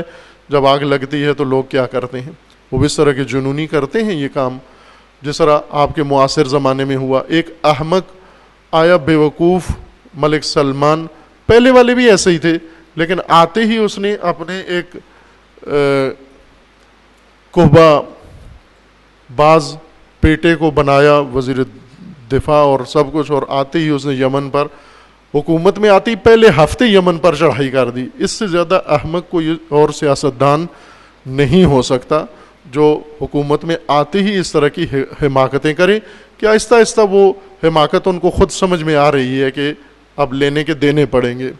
پہلے وہ خوش تھے کہ ہم یورپی اور امریکی اور اسرائیلی سپرسونک ہتھیاروں سے بمباری کر کے یمن کو تہس نہس کریں گے، لیکن یمن اتنا آسان ٹارگٹ نہیں ہے جتنا ان بدوؤں نے سمجھ لیا تھا، اور اب آہستہ آہستہ وہ ان کے گلے کی ہڈی بنتا جا رہا ہے. اور جیسا پیشن گوئیاں ہوئی ہیں کہ انشاءاللہ ان کا یہی احمقانہ اقدام ان کی نابودی کا باعث بنے گا انشاءاللہ. صدام نے نابود ہونے کے لیے یہ کام کیے تھے. اگر صدام ایران پہ حملہ کیا، ساری دنیا نے ساتھ دیا، جنون میں آ کے کویت پر حملہ کر دیا، کویت کا حملہ اس کی نابودی کا سبب بنا. بالآخر کہتے ہیں کہ گیدڑ کو جب موت آتی ہے تو وہ شہر میں آ جاتا ہے. اب یہی ان کی حالت ہے کہ انہوں نے مرغیوں کا ڈبہ سمجھا، ڈربہ سمجھا، اور اس میں آئے ہیں، اور یہ ان کی موت ہے انشاءاللہ عنقریب ہے. لیکن پاکستان کے لیے یہاں کے بے وقوف حکمرانوں اور سیاستدانوں نے اور مفاد پرست اور خائن لوگوں نے بہت سنجیدہ خطرات پاکستان کے لیے اندر بھی پیدا کر دیے ہیں اور باہر بھی پیدا کر دیے ہیں، اور ایسے موقعوں پر ملتیں قیام کر کے دفاع کرتی ہیں. باقی وہ احمق فوجیں اور فورسز اور سیاستدان اور جماعتیں اور تنظیمیں جو ملک لوٹنے اور کھانے میں مصروف ہیں، یہ نہیں بچا سکتے. کہ انشاءاللہ دعا ہے ہماری خداوند تعالیٰ پاکستان کو ہر اسلامی سرزمین سمیت محفوظ رکھے دشمنوں کے شر سے انشاءاللہ. نقطۂ دیگر عراق اور یمن کے تحولات ہیں، اور شام کے، چونکہ تینوں ایک ہی سینیریو ہے، وہاں انہوں نے ایک ہی اسٹریٹجی بنائی ہوئی ہے کہ عراق کے اندر دیکھا انہوں نے کہ جب ملیشیا عراقی عوام سے تشکیل یافتہ فوج بسیج جس کو کہتے ہیں الحشد الشعبی، یہ میدان میں آئے اور اب داعش کا وجود ختم ہونے کے قریب ہے، فوراً انہوں نے مداخلت کی، شیطنت کی، اور اس شیطنت کے ذریعے سے حالات بگاڑے، جس وجہ سے دوبارہ ان کے قدم مضبوط ہوئے، اور اب یہ اس نتیجے پر ہیں کہ ایران اور داعش میں وہ کہتے ہیں کہ ایران بڑا خطرہ ہے، داعش قبول ہے، ایران قبول نہیں ہے۔ یہ باقاعدہ کھلے بیان ہیں، امریکنز کے بھی بیان ہیں، عرب بیوقوفوں کے بھی بیان ہیں، اور بعض دوسروں کے بھی، کہ سوریہ، عراق اور یمن میں القاعدہ و داعش کی مدد کرو، چونکہ دوسری طرف پھر ایران کھڑا ہوا ہے کہ اگر داعش ہٹتا ہے تو یا ختم ہوتے ہیں تو ایران ہے پیچھے۔ وہ ایران بھی ظاہر ہے ایک ملک یا مملکت کے طور پر نہیں بلکہ ایک نظام کے طور پر ولایت فقیہ جس سے ہراساں ہیں، اس لیے ان کی اب پوری کوشش یہ ہے کہ بجائے اس کے کہ ایران کے ہاتھوں داعش نابود ہو، الٹ کام کریں کہ داعش کی مدد کریں تاکہ ایران کو ختم کریں اور یہ طاقت کچلیں، یعنی شیعہ طاقت جس کو اپنے لیے خطرہ سمجھتے ہیں۔ لیکن خوب آپ جانتے ہیں کہ ان کی یہ احمقانہ اسٹریٹجی ہمیشہ ناکام رہی ہے، اور انہیں دیر سے خبر ہوتی ہے، پھر دوبارہ جیسے رمادی کے اندر ہوا، دوبارہ انہیں جیش شعبی پھر بلانا پڑی، بسیج کو دوبارہ بلانا پڑا، لیکن مشکلات زیادہ کھڑی کرتے ہیں۔ پاکستان کے متعلق میں اشارہ کر دوں کہ کتنا خطرناک حد تک مسئلہ پہنچا ہے۔ یہ پہلے موضوع سے متعلق جملہ ہے کہ آج کی خبر میں رینجرز کے چیف نے جو کراچی میں ہیں، انہوں نے یہ بیان دیا کہ صرف کراچی شہر میں 230 ارب روپیہ غیر قانونی طور پر ناامن فورسز میں تقسیم کیا جاتا ہے۔ اب اوپر سے لے کر نیچے تک 230 ارب روپیہ، بڑی رقم ہے یہ، 230 ارب روپیہ، 230 بلین روپیہ صرف ایک شہر کے اندر خرچ کیا جاتا ہے سالانہ، ایک سال کے اندر۔ بلکہ ایک نام نہیں لیتا، سری اشارہ بھی نہیں کرتا، ایک بڑی سرمایہ دار کمپنی پاکستان کے اندر ہے، ان کے ایک مینیجر کے بقول کے وہ سالانہ 50 کروڑ بھتہ دیتے ہیں سیاسی جماعتوں کو تاکہ ہمیں کچھ نہ کہیں۔ 50 کروڑ روپیہ ایک کمپنی فقط سالانہ بھتہ دیتی ہے سیاسی جماعتوں کو اور ٹیررسٹ جماعتوں کو، وہ ان سے پیسے لیتے ہیں اور اس سے تیاری کر کے اور پھر قتل عام کرتے ہیں مومنین کا و پاکستانیوں کا۔ اس حد تک خطرناک صورتحال ہے۔ عالمی صورتحال جیسا اشارہ کیا تھا کہ اس کے اندر نشیب و فراز آتے رہتے ہیں، لیکن مجموعی طور پر الحمدللہ اس وقت یہ فتنہ تکفیریت شیطانی طاقتوں کے سہارے قائم ہے۔ آج اگر امریکہ اور اس کے حواری جو فرانس میں بیٹھے اور انہوں نے داعش کے تحفظ کے لیے نئی پالیسی بنائی ہے، یہ پیچھے ہٹیں تو چند دن میں یہ فتنہ تکفیریت پوری زمین سے محو ہو جائے گا انشاءاللہ۔ لیکن انہوں نے اس کو دوبارہ اسلحہ پہنچانا شروع کیا اور دوبارہ سہولتیں دینا شروع کی، اور سوریہ کے اندر، یمن کے اندر اور عراق کے اندر کوشش ہے۔ اگلا مرحلہ ان کا یہ ہے کہ کچھ اور ممالک کے اندر بھی اس کو پھیلایا جائے کہ سر فہرست پاکستان ہے، جیسا میں پہلے عرض کر چکا ہوں کہ پاکستان میں مومنین کی ہوشیاری کی ضرورت ہے، بیداری و تیاری کی ضرورت ہے کہ یہ مرحلہ داعشی پاکستان کے اندر سنجیدہ خطرے کے طور پر اٹھانا چاہ رہے ہیں۔ نقطہ دیگر جو اہم ہے جس کے متعلق آپ مومنین کی توجہ مبذول کرانا، وہ چند روز قبل گلگت بلتستان میں ہونے والے انتخابات اور ان کے نتائج ہیں۔ خوب عزیزان، آپ ان نتائج نے بہت کچھ کھول دیا ہے، حقیقت کھول دی ہے لِأُولِي الْأَبْصَارِ، اہل بصیرت لوگوں کے لیے۔ البتہ چونکہ قرآن کریم نے بھی جو بہت کھلی بینات و واضح باتیں کی ہیں تو ساتھ کہہ دیا ہے کہ لِأُولِي الْأَبْصَارِ، یہ اُولِي الْأَبْصَارِ کے لیے ہیں، صاحبان بصیرت و فہم کے لیے ہیں۔ کئی چیزیں واضح ہو گئیں، کئی چیزیں روشن ہو گئیں۔ خوب آپ توجہ فرمائیں کہ پہلا نقطہ جو ان انتخابات نے واضح کر دیا وہ یہ دیکھیں کہ انتخابات کے نتیجے نے اس سسٹم کو صاف کھول کے بیان کر دیا کہ اگر آپ حاکمیت عوام کے ہاتھ میں دیں، جمہور کے ہاتھ میں دیں، تو جمہور کیا گل کھلاتے ہیں، جمہور کیا پسند کرتے ہیں، جمہور کیا چنتے ہیں، جمہور کس کو ترجیح دیتے ہیں۔ اب یہ آپ نے دیکھ لیا، جمہوریت اسی چیز کا نام ہے کہ آپ ہر آدمی کو اختیار دے دیں چناؤ کا، حاکم چنیں، حکومت چنیں، سسٹم بنائے، ہر آدمی کو ووٹ کا حق دے دیں آپ حاکمیت کے لیے۔ بلدیاتی انتخابات حاکمیت کے انتخابات نہیں ہیں، لیکن بعض جگہ حاکمیت کے انتخابات ہیں۔ خب حاکمیت کا انتخاب اگر جمہور کو دے دیں تو یہ نتیجہ ہے اس کا۔ جو جمہوریت کے بہت حامی خیر خواہ ہیں دیکھ لیں کہ جمہور اگر عوام کو کہیں ایک طرف علی ابن ابی طالب کو کھڑا کریں اور ایک طرف دوسری شخصیات کو، تو جمہور ووٹ کس کو دیں گے؟ اگر ایک طرف امام حسین کو کھڑا کریں اور ایک طرف دوسرے شامی سسٹم کو، تو جمہور کس کو پسند کریں گے؟ جمہور کدھر جائیں گے؟ جمہور جو بھی ہوں، جس علاقے کے ہوں، ان کی کچھ ترجیحات ہوتی ہیں، انہیں جس طرح پاکستان کے جمہور کے لیے یہ ضروری پاکستانی قوم کی کچھ مخصوص مسائل ہیں، جیسے بیماریاں، یہ دیواروں پہ آپ جی ٹی روڈ پہ سفر کریں تو قوم کی بیماری وہاں لکھی ہوتی ہے کہ اس قوم کو بیماری کیا لگی ہوئی ہے، اور بڑے حکیم دانا حاذق عالمی سطح کے آتے ہیں اور پاکستانی قوم کی بیماری کا علاج کرتے ہیں۔ نسل اندر نسل چل رہی ہے، ٹھیک بھی نہیں ہو رہی۔ بڑے بڑے اشتہار آپ اخبار کا دیکھ لیں، جو اشتہاراتی صفحہ ہے اس میں سب سے زیادہ کس چیز کے اشتہار ہیں؟ وہ قوم کی بیماری جو ساری قوم کو لگی ہوئی ہے اور اس کے علاج کے لیے تدبیر اور چارہ جوئی ہو رہی ہے۔ یہ قومی علامتیں بنا دی گئی ہیں ہماری۔ قومی علامتوں میں ایک یہ کہا گیا ہے کہ آپ کی ضرورت ہے روٹی، کپڑا اور مکان۔ خوب اگر کوئی آ کر آپ کو کہے، کوئی آ کر کہے روٹی، کپڑا اور مکان، کوئی مثلا بھارت آ جائے، انڈیا، سارے پاکستانیوں کو کہے کہ میں دیتا ہوں آپ کو روٹی، کپڑا اور مکان، پاکستانی کیا کریں گے؟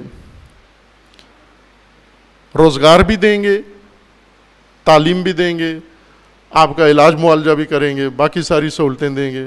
اب جمہور کیا فیصلہ کریں گے؟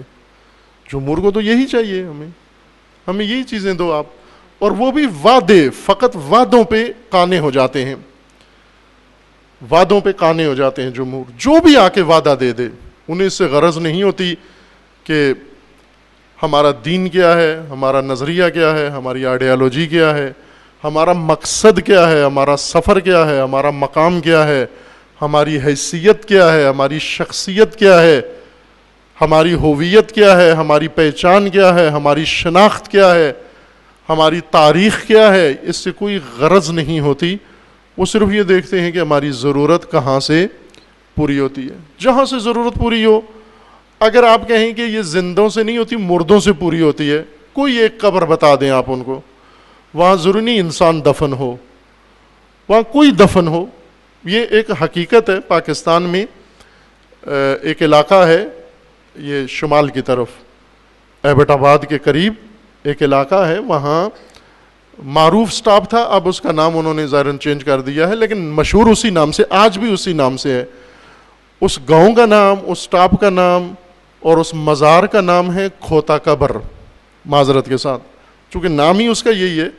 اور ابھی بھی آپ جائیں تو پوچھیں کسی سے اس علاقے میں جا کر، تو آپ کو بتائیں گے کہاں ہے یہ جگہ، کھوتا قبر یعنی گدے کی قبر۔ مزار ہے باقاعدہ، روڈ کے ساتھ ہی بنا ہوا، اور اس کے اوپر ہر جمعرات کو آ کے لوگ دیے جلاتے ہیں، موم بتیاں، اگربتیاں، چادریں چڑھی ہوئی ہیں، بڑے بڑے جھنڈے ہر رنگ کے وہاں لگے ہوئے ہیں۔ لوگ آتے ہیں اس قبر پہ حاضری دیتے ہیں، منتیں مانتے ہیں، آرزوئیں ہوتی ہیں۔ خوب کیوں اس کو کھوتا قبر کہتے ہیں؟ چونکہ وہ ہے واقعاً کھوتے کی قبر ہے، سب کو پتہ ہے کہ یہ ہے ہی گدے کی قبر ہے۔ یہ میں کوئی سنی سنائی بات نہیں کہہ رہا، آپ گوگل ارتھ پر سرچ کر کے ڈھونڈ سکتے ہیں کھوتا قبر۔ ایبٹ آباد سے پہلے حویلیاں کے بعد، اور ایبٹ آباد سے پہلے حویلیاں اور ایبٹ آباد کے درمیان ہے، یہ کھوتا قبر کے نام سے مشہور جگہ ہے۔ اور کوئی توہم بھی نہیں ہے، جیسے بعض جگہ غلط فہمیاں ہیں کہ یہ کس کا مزار ہے، وہاں تو پتہ نہیں ہے کس کا ہے، یہاں تو پتہ ہے لوگوں کو، نامی شہرت ہی یہی ہے، اور پھر بھی منتیں چڑھاتے ہیں وہاں آ کر، کیونکہ لوگوں کو بتا دیا گیا ہے کہ بھائی اس کھوتے کی قبر پر آنے سے تمہاری بیماری ٹھیک ہوتی ہے، بچہ ملتا ہے، شادی ہو جاتی ہے، روزگار مل جاتا ہے، گھریلو پریشانیاں دور ہوتی ہیں۔ تو انسان کو اور کیا چاہیے؟ ہمیں آم چاہیے، اگرچہ کیکر پہ لگ جائیں، ہمیں تو نہیں چاہیے کہ آم کے درخت سے آم چاہیے، وہ آم چاہیے کیکر پہ لگے، ہماری ضرورت پوری ہو، بے شک کھوتا پوری کر دے ہماری ضرورت۔ خوب جو قوم اس طرح سوچنا شروع کرے کہ ہمیں روٹی کپڑا مکان چاہیے، وہ کھوتا پوری کر دے، ہم کھوتے کی مزار پر دیے جلائیں گے، وہ کوئی بزرگ کرامت والا ہو اس کے مزار پہ چلے جائیں گے، وہ فلاں ہو ہم اس کے مزاروں، جہاں پر انسان کو ضرورتیں مزاروں پہ کھینچ کے لائیں، پھر یہ نہیں دیکھتا کس کا مزار ہے، معرفت کے ساتھ جائے، معرفت کے مزار اور ہیں۔ ایک کراچی میں ملیر کینٹ میں، وہاں کچھ عرصہ میں نے مجالس پڑھی، تو مجلس کے اختتام پر ایک التماس دعا آئی۔ التماس دعا یہ تھی کہ آپ دعا کریں کہ فلاں شخصیت، انہوں نے کہا کہ میرے لیے دعا کریں۔ خوب عموماً میری عادت ہے کہ نام لے کر نہیں کرتا دعا، بھئی صاحب دعا یا صاحب حاجت یا جو بھی ہے اس کی خدا سب کی دعا پوری ہو جائے۔ اس دن بھی عادتاً نہیں نام لیا، تو بعد میں انہوں نے مجھے یاد دہانی کرائی جی کہ ان کا نام لے کے دعا کریں، چونکہ یہ اہم شخصیت ہیں، یہ اہل سنت ہیں، اور انہوں نے یہ مسجد بھی بنائی ہے اور امام بارگاہ بھی بنایا ہے، یہ دونوں انہوں نے بنایا ہے۔ اور روزانہ مجلس، وہی مجلس جو ہم پڑھتے تھے عشرہ، اس کے بعد روزانہ 7 دیگیں بڑی، 1 گلاس بریانی کی، چکن کی، روزانہ تقسیم کرتے تھے اہل سنت۔ اور انہوں نے پہلے امام بارگاہ کے پیسے دیے، ان کو غلط فہمی ہوئی انجمن والوں کو، انہوں نے اس پیسوں سے مسجد بنوا دی۔ جب ان کو پتہ چلا کہ وہ مسجد بنوا لی، انہوں نے کہا نہیں میں تو امام بارگاہ بنوانی تھی۔ انہوں نے کہا ٹھیک ہے ہم مسجد کے پیسے سے امام بارگاہ بنا دیتے ہیں، تو انہوں نے کہا نہیں وہ بھی میرے پیسے سے بنانی ہے۔ انہوں نے دوبارہ فنڈ دیا کہ یہ امام بارگاہ بناؤ، بڑی خوبصورت امام بارگاہ مسجد وہاں بنی ہوئی ہے۔ خوب مجھے بہت تعجب ہوا کہ یہ ماجرا کیا ہے، یہ ایک شخص جو اہل سنت ہے اور اتنا معتقد ہے کہ مسجد بھی ان کو بنا کے دی، امام بارگاہ بھی ان کو بنا کے دی، اور نیاز بھی ان کو پکا کے روز دیتا ہے پورے عشرے کے اندر۔ انہوں نے بتایا جی کہ پھر شاید انہوں نے خود بتایا یا ان کے میرے ذہن میں ابھی نہیں، یا غالباً خود بتایا، انہوں نے کہا میں گیا زیارات کے لیے، اور مختلف زیر اہل سنت ہے تو انہی مزاروں پہ جاتے ہیں جہاں پر اہل سنت کے مقدسات ہیں، عموماً شیعہ زیارتوں پہ نہیں جاتے۔ وہ خود کہنے لگے، کہا کہ میں ایک مشہور زیارت بغداد کی وہاں پر گیا، وہاں کھڑا ہوا جا کر اس مرکز پر، تو خالی تھا مزار، کوئی بھی نہیں تھا، میں اکیلا تھا، تو مجھے آواز آئی کہ یہ جگہ نہیں ہے جہاں تجھے آنا چاہیے۔ تو کہا میں نے دیکھا کون بول رہا ہے، دائیں بائیں دیکھا کوئی صدا نہیں، میں نقل قول کر رہا ہوں، کسی کی بات نقل کر رہا ہوں۔ کہتے ہیں پھر آواز آئی، پھر میں نے دیکھا کہ کون بول رہا ہے، کسی کی کوئی بندہ نظر نہیں آتا۔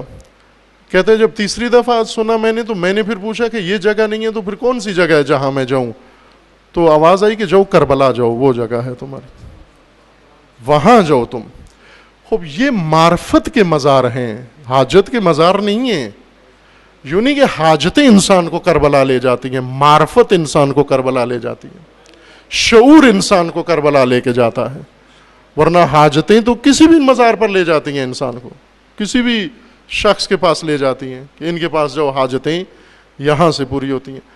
حاجتوں کی خاطر جمہور شہنشاہیت بھی قبول کر لیتے ہیں، آمریت بھی قبول کر لیتے ہیں، ہر چیز قبول کر لیتے ہیں اگر زمام جمہور کے ہاتھ میں آ جائے، جمہور یہی فیصلے کرتے ہیں۔ خوب آپ توجہ فرمائیں، ایک خطہ جس میں اکثریت شیعہ مسلمین و مومنین ہیں، وہاں پر انہوں نے جب ووٹ دیے اور ان کی ووٹ سے 24 سیٹوں میں سے 14 سیٹیں، غالباً ابھی 15 ہو گئی ہیں میرے خیال میں، 15 سیٹیں یا 14 سیٹیں وہ مسلم لیگ جماعت جیت گئی وہاں پر، جبکہ وہاں سب مقدسات دو پر لگے ہوئے تھے، تمام مقدسات، اور ہیں بھی سارے وہاں اکثریت مومنین و مسلمین ہیں۔ لیکن جب جمہور کو اختیار دیا کہ جمہور نے باتیں سنی، تجزیہ کیا کہ بھئی روٹی کپڑا مکان کون دے گا ہمیں، روڈ پکے کر کے کون دے گا ہمیں، باقی سہولتیں کون دے گا، تو ظاہر ہے کہ اب مثلا ایران میں ایک دفعہ الیکشن ہوئے تو ایک کینڈیڈیٹ نے ابا کعبہ والے مولانا تھے، انہوں نے لوگوں کو کہا کہ اگر مجھے ووٹ دو تو میں جیتنے کے بعد ماہانہ ہر ایرانی کو 50,000 تومان دیا کروں گا، ہر مہینے ہر ایرانی کو دوں گا۔ بعد میں ان کو صحافیوں نے، نامہ نگاروں نے انٹرویو لیا کہ صاحب یہ کیا آپ نے وعدہ دے دیا کہ اگر لوگ آپ کو ووٹ دیں تو آپ ہر ایرانی کو ماہانہ 50,000 تومان دیں گے؟ 50,000 تومان یہ 10,000 روپے میں ہر ایک کو دیا کروں گا۔ تو انہوں نے کہا کہ اور کیا کہوں میں ان کو کہ میں آخرت میں تمہاری شفاعت کروں گا۔ خوب یہی کہنا تھا مجھے کہ سیاستدان آخرت میں شفاعت تو نہیں کر سکتا، یہی دے سکتا ہے کہ میں ان کو دنیاوی وعدہ دوں۔ خوب اب دیکھتے ہیں، ظاہر ہے ابا کبا کو دیکھتے ہیں یہ کیا وعدہ دیں گے، یہ روڈ بنا سکتے ہیں، یہ سڑک بنا سکتے ہیں، خوب بنانی ہوتی تو آج تک بنا لیتے کچھ نہ کچھ، یہ کیا بنا سکتے ہیں، تولتے ہیں۔ کہ بات یہ بھی آ کے وہی کرتے ہیں کہ ہم نے، روحانی یہ تو نہیں کہتا میں آپ کو خدا کی طرف لے جاؤں گا، عالم دین یہ تو نہیں کہہ رہا میں آپ کو نظام اللہ کی طرف لے جاؤں گا، وہ کہتا ہے میں بھی یہی کام کروں گا، اسپتال، روڈ، سکول، کالج، فلاں۔ وہ دیکھتا ہے کہ ایک طرف وزیر اعظم ہے، ایک طرف مولانا ہے، کون بنا سکتا ہے اسپتال؟ آپ کو اگر پوچھا جائے کون بنا سکتا ہے اسپتال؟ مولانا جس کے پاس کرایہ بھی نہیں ہے وہ کہے لوگوں مجھے ووٹ دو میں آپ کو۔ طلبہ یونین کے انتخابات ہو رہے تھے، ایک طالب علم نے کمپین چلائی اپنی، اور اس میں لڑکوں کو، اسٹوڈنٹس کو یہ کہا کہ اگر مجھے ووٹ دو اور میں تمہارا صدر یونین کا منتخب ہو جاؤں، میں سالانہ امتحان معاف کرا دوں گا تمہارے، سالانہ امتحان معاف کرا دوں گا۔ خوب عزیزان، اس چیز نے نظام کا پول کھول دیا ہے کہ اگر آپ اس سسٹم کے تحت جمہور کے فیصلوں سے نجات کی طرف جا رہے ہیں تو جمہور ایسا ہی بار بار چنیں گے، جو تاریخ میں بھی انہوں نے ایسا ہی چنا ہے، تاریخ بھی یہی گواہی دیتی ہے، یہی چناؤ ہے، یہی معیارات ہیں ان کے۔ اب آپ کو پتہ ہے کہ جو جماعت وہاں کامیاب ہوئی ہے، اس جماعت کے بارے میں شہرت ہے کہ یہ کم از کم حامی ہے، اس کا نرم گوشہ ہے، ہمدرد ہے ان لوگوں کی جو شیعہ دشمن ہیں، ان کے ساتھ کھل مکھلا ہیں، ان کے وزراء، ان کے ساتھی سب ان کے حامی۔ اور خوب اس جماعت کو وہاں انتخاب کر لینا، اور وہ بھی مقدسات کے استعمال کے ساتھ، یہ ایک خطرے کی گھنٹی بجا رہا ہے کہ مثلا سپاہ صحابہ کی حامی جماعت اگر جیت سکتی ہے تو یہ خطرہ ہے کہ اگر سپاہ صحابہ کل جا کر وہاں ان کو وعدے وعید زیادہ دے دے کہ انہوں نے ایک کالج بنایا ہم 2 کالج بنا دیں گے، کہ اس کے بھی جیتنے کے امکانات ہیں پھر وہاں پر۔ اگر جمہور کے ذریعے یہ کام کرنا ہے تو اب منتظر رہیں کہ یہ کام ہو سکتا ہے، یہ خطرے کی گھنٹی ہے۔ یہ نظام نے سب کچھ کھول دیا، اس الیکشن نے بہت کچھ سمجھا دیا لِأُولِي الْأَبْصَارِ، اہل بصیرت کے لیے، صاحبان بصیرت کے لیے۔ عزیزان،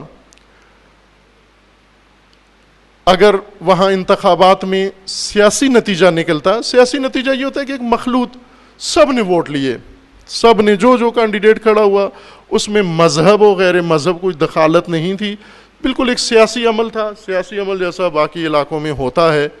خوب ایسا ہی اگر نتیجہ نکلتا کوئی حرج نہیں تھا، لیکن اس نتیجے نے بہت کچھ گھنٹیاں بجا دی ہیں۔ اور یہ توجہ کریں، اس علاقے کے مومنین، جوانان و اربابان اختیار و علماء، اور باہر سے جا کر وہاں سیاسی گیم کرنے والے، ان سب کو توجہ کی ضرورت ہے، ہوشیاری کی ضرورت ہے، بیداری کی ضرورت ہے۔ اس نظام نے بہت کچھ کھول کے آپ کو سب کچھ واضح کر کے دکھا دیا ہے کہ اگر آپ ان بنیادوں پر وعدے لے کر اور امیدیں لے کر چلتے ہیں تو یہ صرف خود فریبی کے علاوہ کوئی اور نہیں ہے۔ عزیزان ایمان، اگر یہی علماء، وہاں کے مقامی علماء اور دوسرے علاقوں سے گئے ہوئے علماء، سیاسی علماء، یہ سارے بیٹھ کر اگر یہ دینی معیاروں پر فیصلہ کرتے تو کیا ہوتا؟ جمہور کو انہوں نے اپنی زمام جمہور کو دی، عالم نے عوام کو کہا میں آپ کے سامنے مثلاً آیا ہوں، آپ فیصلہ کرو کہ کیا کرنا ہے۔ خوب اگر یہ فیصلہ یہی علماء بیٹھ کر کرتے، سارے مقامی و دوسرے باہر والے اور ساری تنظیموں کے علماء بیٹھ کر فیصلہ کرتے۔ اب گلگت کے جو امام جمعہ ہیں، انہوں نے صراحت کے ساتھ ایک مطالبہ اپنی پوری قوم سے کیا گلگت بلتستان سے کہ جو مرضی ہے کرو، اس جماعت کو ووٹ نہیں دینا. یہ ایک مطالبہ ان کا تھا. اور آپ نے دیکھا کہ بالکل الٹ ہوا، انہوں نے کسی کو ووٹ نہیں دیا سوائے اسی جماعت کی، اسی کو ووٹ دیا. اگر یہی فیصلہ جمہور سے کروانا ہے تو جمہور کے لیے فرق نہیں پڑتا. عزیز من، آپ مقابلے میں رسول کھڑا کریں اور ادھر مقابلے میں ابو سفیان کھڑا کریں، جمہور ہمیشہ ابو سفیان انتخاب کریں گے. اگر آپ ایک طرف علی کھڑا کریں اور ایک طرف امیر شام تو جمہور ہمیشہ امیر شام. کیوں کہ جمہور روٹی کپڑا اور مکان مانگتے ہیں، اور علی روٹی کپڑا اور مکان. علی کا روٹی بھی پتہ ہے، جو کی خشک روٹی، کپڑا بھی معلوم ہے، کھدر کا کپڑا جو معمولی آدمی پہن نہیں سکتا، اور مکان علی کا، وہ بنگلہ علی کا ایک کمرے کا چھوٹا سا 1/4 مرلے کا مکان، جس کے اندر سارا سامان، ہمارے ایک بزرگ کے بقول کے ایک ریڑھی میں آ جاتا تھا سارا سامان علی کے گھر کا. وہ ان کے پاس لوگ گئے کہ آپ اب حاکم بن گئے ہیں. بھائی گئے، اپنے بھائی عقیل کہ یا علی آپ حکمران ہیں، وہ میرا وظیفہ بڑھا دیں بیت المال سے. کہا نہیں ہو سکتا، میں امین بیت المال ہوں، میں یہ سکتا بیت المال میں تصرف نہیں کر سکتا. دوسرے آئے، کہا کوفہ دے دو، شام دے دو، کھانا دے دو، کسی کو کچھ بھی نہیں دیا. اتنے لوگ روٹھ کے گئے امیر المومنین سے. بہت بڑی جماعت ہے جو علی سے روٹھ کے گئے، ساتھی تھے امیر المومنین کے، روٹھ کے چلے گئے شام. کیوں کہ وہاں کھانا بھی اچھا ہے، وہاں مکان بھی اچھا ہے، وہاں کپڑا بھی اچھا ہے، بہت اچھا کپڑا ہے. بلکہ امام حسن علیہ السلام کے فوج کا سپہ سالار اعلیٰ عبید اللہ ابن عباس یہ شام سے جا ملا، شامی فوج سے جا ملا. کیوں کہ روٹی کپڑا اور مکان بہت اچھا ہے وہاں پر. اور انہوں نے ان کو آفر کی، فوج سمیت امام حسن کو چھوڑ کے ان لوگوں سے جا ملا. جب بھی آپ عزیز من جمہور کے ہاتھ میں اللہ سے لے کر، دین سے لے کر، ائمہ سے لے کر، زمام اور وارثان ائمہ سے لے کر آپ دے دیں گے جمہور کے ہاتھ میں، تو جمہور یہی چیز انتخاب کریں گے. اور تاریخ میں ایسا ہی ہوا ہے اور ایسا ہی ہوگا. اس سے سمجھ جانا چاہیے کہ راستہ جو اختیار کیا ہے وہ کتنا درست ہے اور کتنا غلط ہے. حرج نہیں، تجزیہ کرنا چاہیے صداقت کے ساتھ، اور اگر غلط راہوں پہ چال پڑے ہیں ان کی اصلاح کرنی چاہیے کہ خیر اسی کے اندر ہے، نجات اسی کے اندر ہے. اشتباہ قدموں کو روک لیا جائے اور سفر کو روک لیا جائے. اس انتخابات نے عرض کیا جیسے بہت اور نتائج دیے ہیں کہ وقت کم ہے، یا شاید بعض ایسی عمومی مجلس میں مناسب نہ ہو ان کی طرف اشارہ کرنا، شاید کسی اور گفتگو میں ہو جائے یہ اشارہ. آپ لوگ اس کو سرسری نہ لیں عزیز من. یہ جو گلگت بلتستان میں الیکشن ہوئے اس کو آپ سرسری نہ لیں. اس نے آپ کو بہت سارے حقائق، زمینی حقائق بتا دیے. خوب جیسا کہ سب نے بتایا کہ الیکشن ٹھیک ہوا ہے، دھاندلی نہیں ہوئی، جمہور نے یہی فیصلہ کیا ہے، وہاں کی اکثر شیعہ عوام کا یہی فیصلہ ہے، اکثریت شیعہ علاقے نے یہی فیصلہ کیا ہے. اور جس ملک میں اکثریت شیعہ یہی راہ چنے، خود پھر اس وقت اس شیعہ قوم کو کیا امید رکھنی چاہیے اس مملکت کے اندر؟ کیا توقع رکھنی چاہیے ان کو؟ ان کے ساتھ کیا ہونا چاہیے؟ کیا نتیجہ لیں گے ان کے لیے؟ خوب بہت کچھ تلخ حقیقت ہے، ساری یہاں نہیں کھول سکتے. وہ بہتر ہے علامہ اقبال کے بقول کے الفاظ شکایت کر رہے ہیں کہ ہم میں طاقت، اقبال کا یہ جملہ ہے کہ ہم میں طاقت حمل معانی نہیں ہے، خاموش ہو جاؤ. اس لیے اقبال کہتے ہیں کہ خوب لب فرو بستم، کہ یہاں خاموشی بہتر ہے، چونکہ خاموشی میں فصاحت ہے، بلاغت ہے، سمجھا دیتی ہے انسان کو بہت کچھ. حقائق سمجھنے کی ضرورت ہے. آپ عزیزان سب، پوری ملت اس مسئلے کو سنجیدگی سے جائزہ لے اور غور کرے اور اس کے اندر سے عبرت حاصل کرے. اور ہماری دعا ہے کہ خداوند تبارک و تعالی انشاءاللہ تمام امت اسلامیہ کو بیداری و شعور عطا فرمائے انشاءاللہ. بیداری و شعور کے بغیر تاریک راہوں پہ نکلنا، بیدار کیے بغیر قوموں کو میدان دینا، اس میں خطرناک نتیجے نکلتے ہیں۔ بیدار قومیں درست فیصلے کرتی ہیں، درست اقدام کرتی ہیں، اپنے رہبروں اور ائمہ کے پیچھے چلتی ہیں۔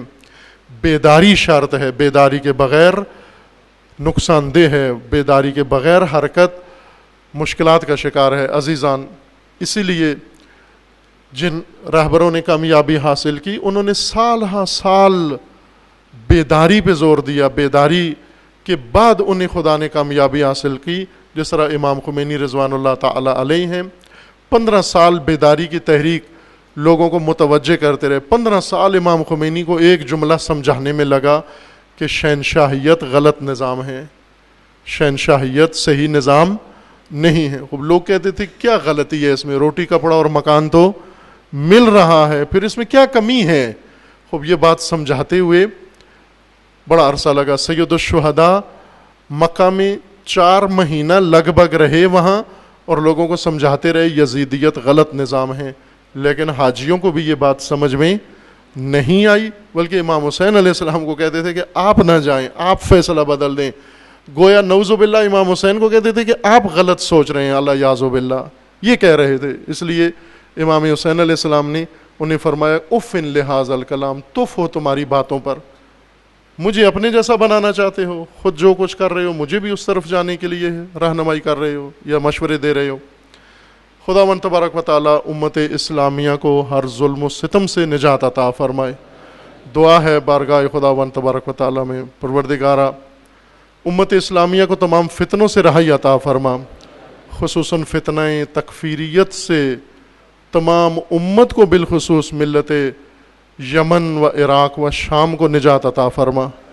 پروردگارہ تمام مظلومین عالم کی مدد فرما، مظلومین یمن، مظلومین بحرین، سعودی عرب و مظلومین عراق، شام و لبنان، پروردگارہ ان کی مدد فرما، حزب اللہ کو کامیابی عطا فرما، سید مقاومت سید حسن نصر اللہ کی حفاظت فرما، رہبر معظم انقلاب اسلامی کا سایہ دراز فرما، انقلاب اسلامی کو دشمنوں کے شر سے محفوظ فرما، انقلاب اسلامی کو انقلاب امام زمن سے متصل فرما، مملکت پاکستان کی حفاظت فرما، اس ملک کو اندرونی بیرونی دشمنوں کے شر سے محفوظ فرما، ملک کے ساتھ خیانت کرنے والوں کو رسوا فرما، دہشت گردی، فرقہ واریت، فتنہ و فساد و نفاق پھیلانے والوں کو نیست و نابود فرما، ان کے حامیوں اور بانیوں کو رسوا فرما۔ خداوند بحق محمد و آل محمد پیروان امیر المومنین جہاں کہیں بھی ہیں، بالخصوص سعودی عرب میں، بحرین میں، یمن میں، لبنان میں، شام میں، عراق میں و بالاخص پاکستان میں، ان سب کے عزت و مال و جان و ناموس کی حفاظت فرما۔ اپنے ولی حق ولی اللہ العظم اجل اللہ تعالی فرج و شریف کا جلد از جلد ظہور فرما، ہمیں حضرت کے اعوان و انصار میں سے ہونے کی توفیق عطا فرما۔ اعوذ باللہ من الشیطان الرجیم، بسم اللہ الرحمن الرحیم، انا اعطیناک الکوثر فصل لربک وانحر ان شانئک هو الابتر۔ صدق اللہ العظیم۔